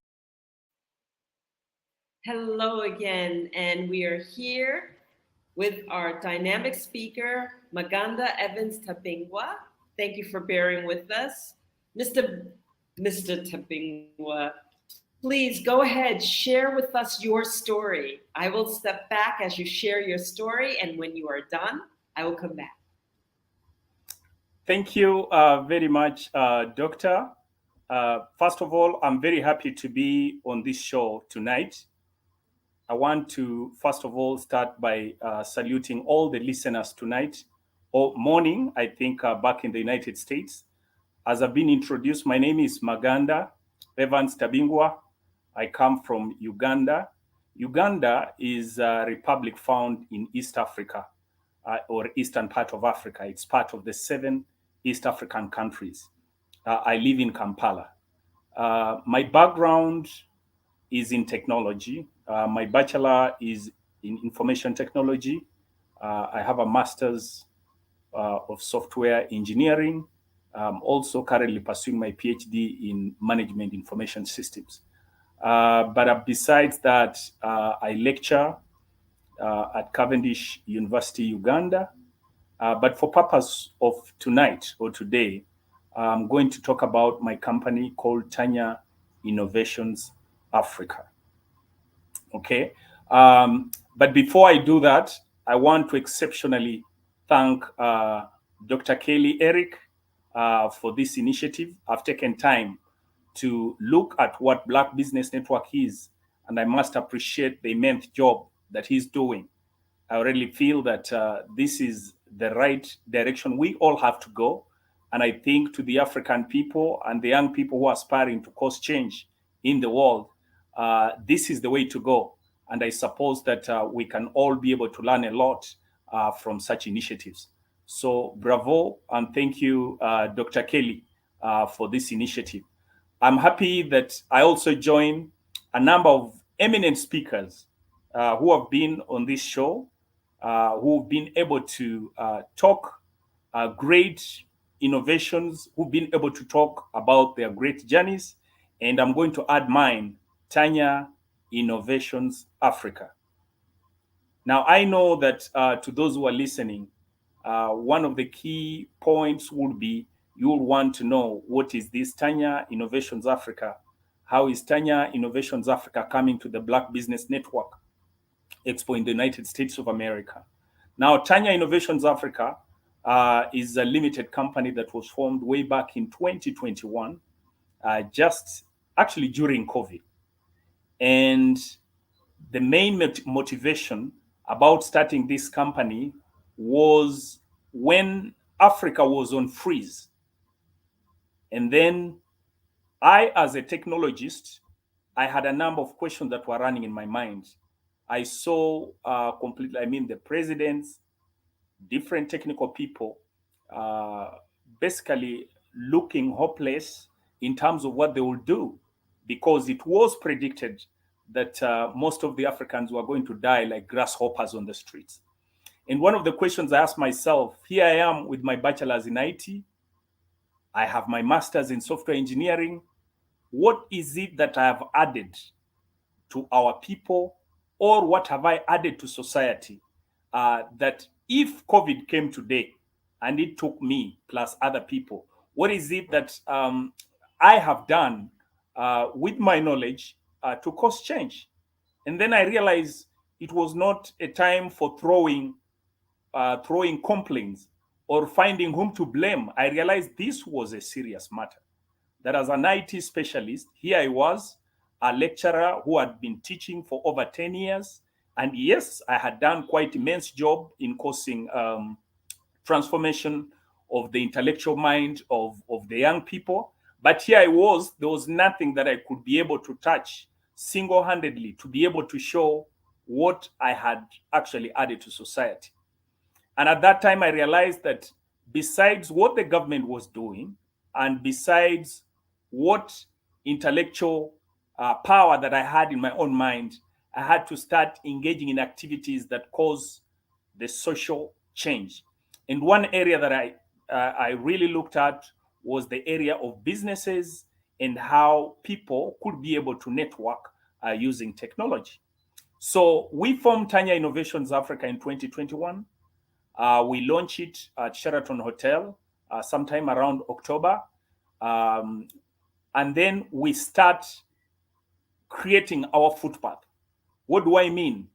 I also realized that it was not good enough to be in a country called Uganda with only 45 million people, to be locked in the context of the demarcations that had been done around Africa, because the problems that were affecting Uganda were similar problems affecting the neighboring countries in Africa and actually Africa in general. But I realized that the borders that were earlier given unto us have given us this false impression of trying to survive within those confines. And at the same time, we were not able to utilize our mental capacity to the maximum by simply concentrating in the geographical location that was demarcated in 1884. And therefore, I started the conversation of saying, where are my brothers in Kenya? Where are my brothers in Tanzania? Where are my brothers in South Africa? Where are my brothers in Egypt? How do we create a common conversation business-wise? How do we make sure that we understand what affects each one of us across the border? How do we break the barriers that engulf our thinking in a way that most of the time when we are thinking as graduates or people who have gone to school, we're just thinking within the confines of our university, the confines of our countries. We are thinking about the confines of our villages. So when you think about Uganda, who thinks about the rest of Africa? Okay, so Tanya Innovation started that journey, and I'm happy that as we talk of today, we now talking about over 137 companies and government officials who are in that network. Now, the beauty about this energy is that, number one, we are more conscious about our environment. We are able to share about the challenges within our environment. And then we don't wait for somebody else. We start from where we are and build our case upwards. We start looking for solutions within our network before we even expand to other parties, okay? So we now more conscious about what Africa is. We are able to share the challenges that come from different parts of Africa. We're able to look at the business challenges. We're able to look at, sometimes on political, but we don't pay so much attention on the political. And then we're able to also find solution parties within our networks. So what do I mean by this?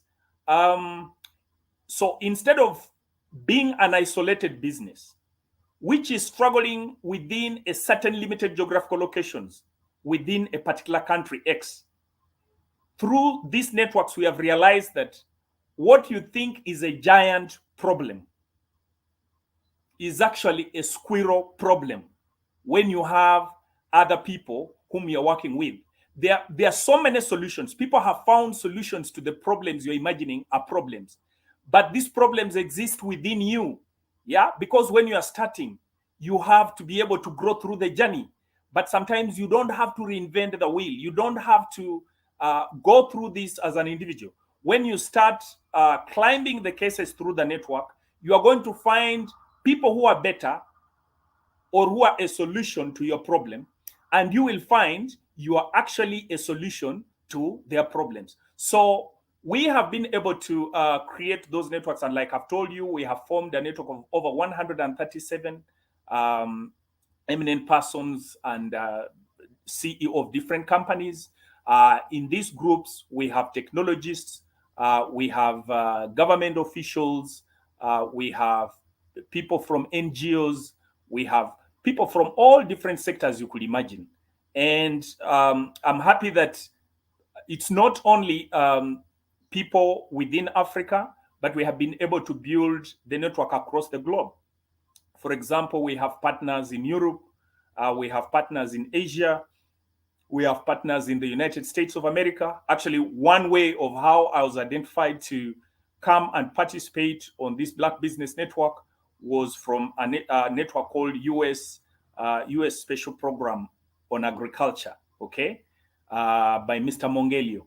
Yeah, so you can see the power of networking, and therefore it means that we always have solutions lying somewhere that are also waiting for people who are proactive to be able to appear to them. And I think I appreciate Dr. Kelly. I think he was saying that what you're looking for is actually looking for you. That's a very, very powerful statement, because sometimes if you sat in one place, you started imagining your problems from day till evening. When you go to bed, those problems are still inside your mind. But when you wake up and get out of bed, think about the problem, start talking to different people, you will find that the solution, some of the challenges you're thinking about, there's a solution lying somewhere. So I want to encourage many young people, those who are in school, those who are in colleges, that you must be on the move. And when we have such opportunities, it is very important, like to get into these opportunities of Black Business Network, and also network with Tanya Innovations Africa. Because now what we do, besides looking at finding solutions to the challenges we have within our business networks, we are also able to talk about opportunities that exist in Africa. We are aware that during the first industrial revolution, Africa did not do much. During the second industrial revolution, still there wasn't much. During the third industrial revolution, we didn't have much. Fourth industrial revolution, we now thinking that with the space of technology, with the space of readily available information, with the space of AI and readily available information that we can be able to analyze, we can be able to bridge this space. We are aware that Africa, for example, has 65% of the arable land of the whole world. 65% of the arable land is here in Africa. And some of the questions we've been asking, what is it that we can be able to do? What business solutions can we be able to bring on ground to be able to solve these issues? So number one, we say that while we are aware of the opportunities we have, we may not just be able to talk about them. We need to have contacts. We need to have persons that we can activate. And we need to start counting what they are doing, especially in the private sector, to be able to make sure that these solutions become a reality. And one of the strategies that we have applied, we don't just limit ourselves to Africa alone. We've realized that there are quite a number of important or solutions that we could be able to benchmark back in Europe, back in Asia, back in the United States, and we don't still have to reinvent the wheel. So we need to find out what is this that is working somewhere that we can be able to bring back home. As Tanya Innovations, we have made a substantial network with India as a country. Right now, we're signing a contract with one of the skilling councils in India. And how did we come to this skilling council? We found that India, which is relatively closer to Africa in terms of the social structure and the economic, social structure, and in terms of where we've all come from, we've realized that they are making substantial progress in the area of technology, in the area of skills training. So what we've done is that through the networking, we hosted two officials from the Skilling Council of India in Uganda, and we were able to showcase what was happening back here. And when these parties went back to India, we've now made an agreement with the Skilling Council. And in this agreement, they will just be able to bring down on ground the model they have been using to skill the young people and the community back in India, okay? So that we can be able to see how we can also be able to roll the same. Now, that is an example of how networks, how networks are able to help us, or how networks can be able to cause change. Because rather than sitting down and imagining, okay, we are here, we're educated, we shall be able to look at the solutions, it becomes much more easier at benchmarking on best practices somewhere and be able to bring them down on ground. Yeah. Tanya Innovations also has made a substantial network in Asia, especially in Dubai. I personally traveled to Dubai in the month of October. And one of the things was that we were trying to look at Dubai. Dubai in the 1970s, actually 60s, going to 70s, it was almost at the same, at a similar economic status as Uganda, okay? And some of the things now we're going around the globe to find was that why would this country have been at the same level as most African countries, but today it's actually an economic giant dictating, dictating the economic affairs of the world in one way or the other. And so what we did, we just had to make this visit to be able to make a number of discoveries so that when we come here, we can be able to think. Yeah, like one of the most astonishing thing was that while we talk about when we talk about the museum back in Africa, we talk about the museum of what happened way back. But I visited this place called Museum of the Future. And I found in Dubai, they have a museum that exhibits technologies, AI technologies, robotics, that will be running the economy from now till 2070. Okay? And this had an immense effect on how I thought, because I said, okay, now here we are. We're talking about a museum, but we're talking about a museum of the future, not a museum of, where we come from or what happened previously. And this, of course, also being a lecturer in a university of IT, it completely affected how it changed how I think, it changed how I teach, it changed how I mentor young people. And of course, these conversations, as I'll be able to share later, we bring them on also our talk show, which is more or less similar like Black Business Network, called the Global Talk. We are able to share these experiences and help many other Africans who may not have the ability to make this global travel, who may not have the ability to access regular internet. They have one-stop place where they can be able to learn what is happening across the world and also be able to bring it in their lives. So Dubai was such a unique mentorship point in October. And this has also formed a number of chain areas of discussions that we are having with local leaders here. We are having with people who are in entrepreneurial ecosystem and things of the like. Yeah. Now, also Tanya Innovations does a lot of, bringing on board investors. Remember that so many times we find that the information outside there concerning Africa, concerning Uganda, is not true at all. Okay? If you're looking for one of the greenest, one of the beautiful continents, whether you go to the south or you go to the north or you go to the east or you go to the west, there is beauty that majority of the people have never seen.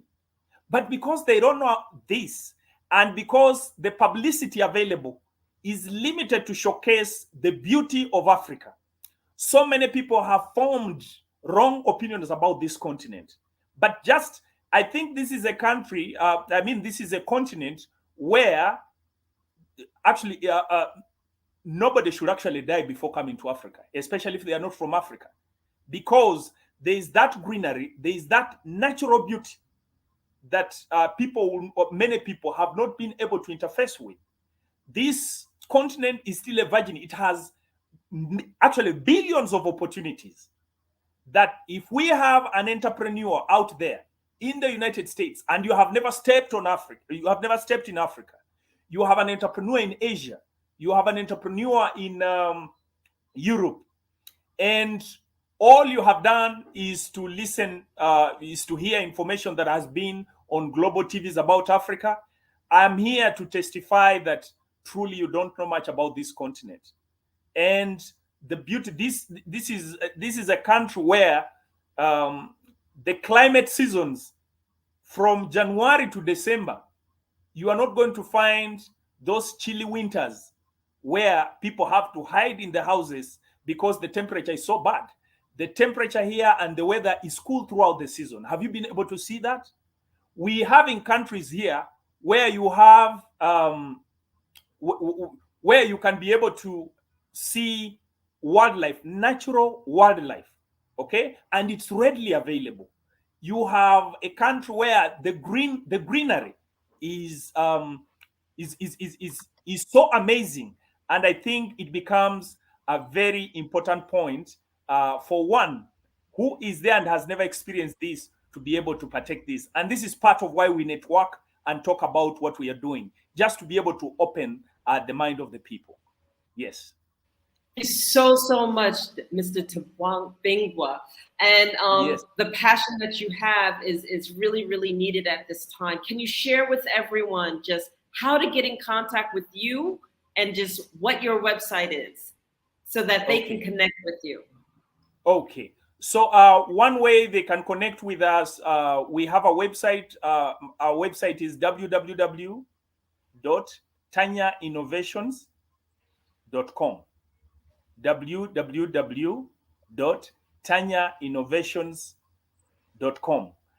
You can also find us on YouTube, Tanya Innovations Africa. We always have our global talk shows every month, and I think we shall be planning to invite a number of parties in the Black Business Network, including Dr. Kelly. We have already made an invitation. Dr. Enolia 40. Please, you. would be privileged, I think, through Dr. Kelly. If he finds it prudent, please come on this platform. We are now world citizens, and it would be good to be able to have that share. Thank you for your wisdom. Thank you for the share and showing us the passion that you have. Africa will be a better place. We will innovate it. And I want to thank you for coming on Black Business Network. Okay. Genius is coming, and I'll see you on the other side. Okay, thank you. Thank you very much, Dr. Enolia. So I want to take this opportunity to promote the scholarship that the Black Business Expo's mission is to raise funds for high school seniors going to college or K through 12 entrepreneurs. This expo is a fundraiser for students. You may go to www.blackbusinessexpose.com to donate to the scholarship fund or use the Cash App that's on the screen below. That's $BBX USA.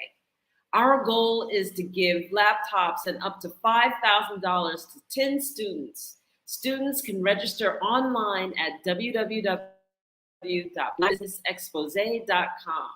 Every dollar counts. So we want to remind you to please donate to the scholarship fund.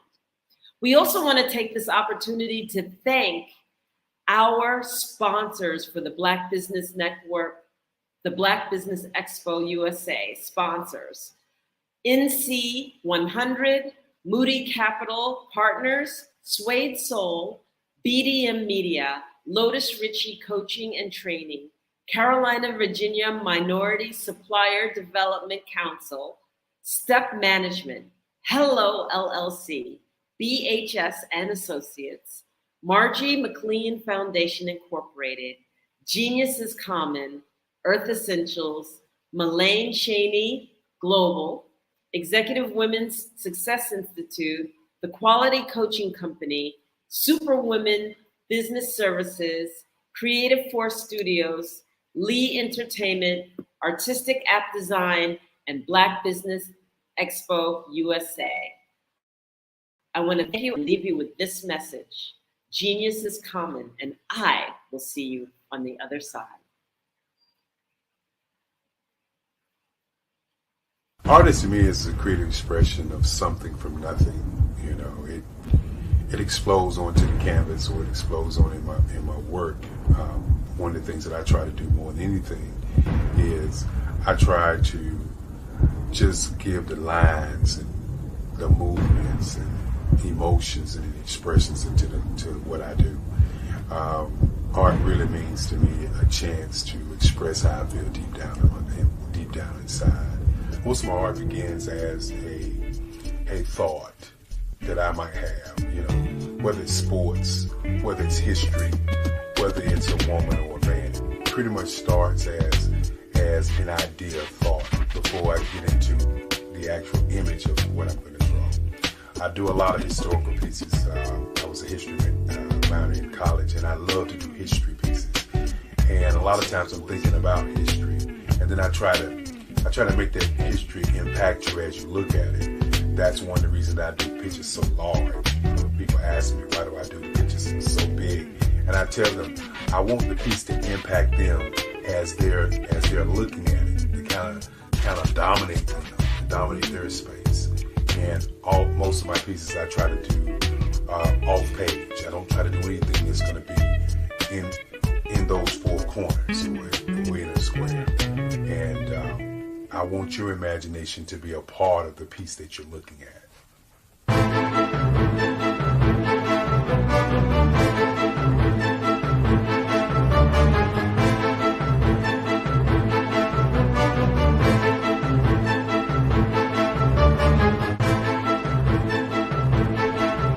The way I feel when I'm drawing, when I'm creating something, is I feel free.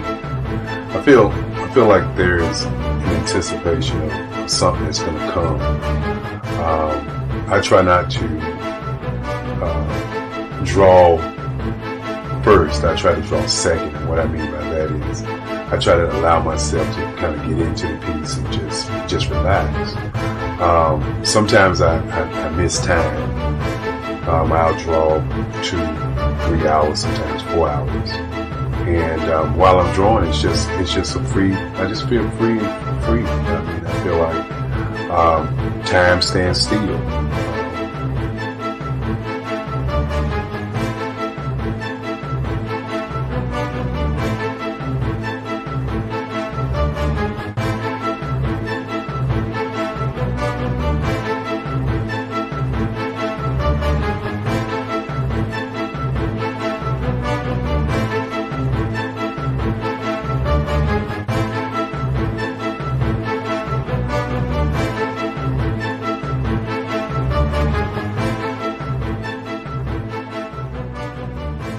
That's what it's all about in terms of the lines and the colors of my work, is to get an expression, to go deeper and past just what you see on the surface, but to go and try to find an expression that everybody gets a different taste of what that expression is, whether it's anger or whether it's being happy or whether it's being, kind of calm or nonchalant.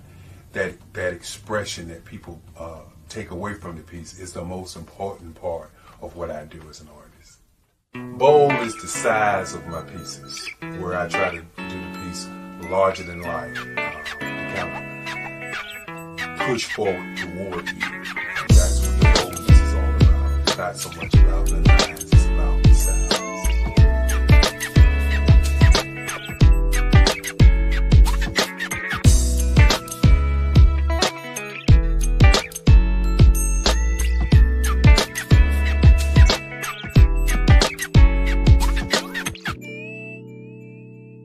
The Face of Change art show is inspired by my mother, but more importantly, it's a historical moment in time as the pieces depict different emotions and expressions of Barack Obama. The 44th president is indicative of the 44 pieces of art that I have done in this particular collection. When you begin to think about expressions and portraits, this is a portrait gallery of expressions of what transpired as Barack Obama ran for office. Some of the pictures are abstract and some are expressionistic. And I combined both of those forms of art to create this collection of art pieces.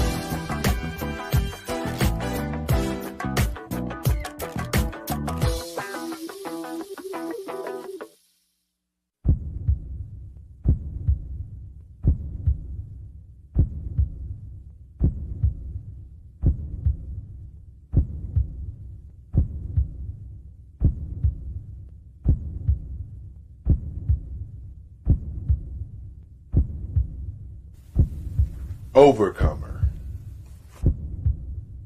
brilliant, ambitious, motivated, awesome. Obama.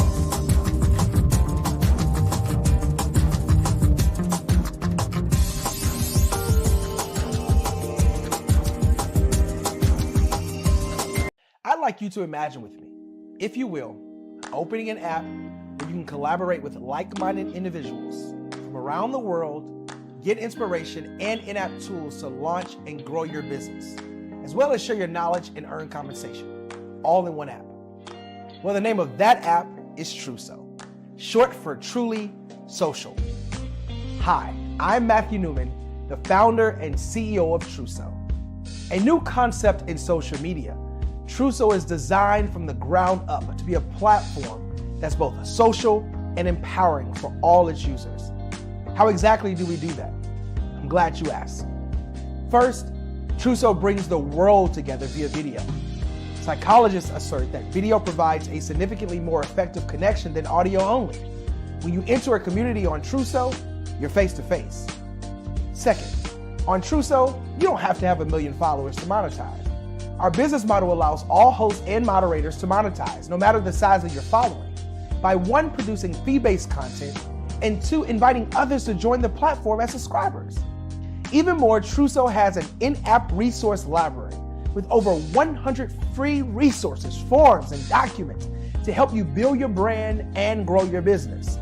Third, Truso is inclusive. The deaf and hard of hearing communities make up 360 million people worldwide. Unlike audio-only apps, Truso embraces this community, providing a networking platform that allows them to participate via video and closed captioning. We even have a deaf and hard of hearing foundation in the works as well. Fourth, Truso is both social and safe. We refer to Truso as a virtual extension of the beauty shop, barbershop, and brainchild of the community. A place where there's laughter, along with wisdom, growth-oriented conversation, and genuine connections in a safe space. Truso even has proprietary security to ensure we maintain a safe environment for everyone. Where are we at now? Truso is live, y'all. We've launched in beta, and we're acquiring users daily. We have an incredible development and marketing team, plus amazing celebrity influencers at the table, helping us spread the word around the globe, beginning within the African diaspora and beyond by creating a safe space for growth, connection, and collaboration. We're truly excited about Truso. We've created something special for which there is a global market. And we invite you to embark on this journey with us as a shareholder. The future for Truso is truly bright. Join us and let's go there together.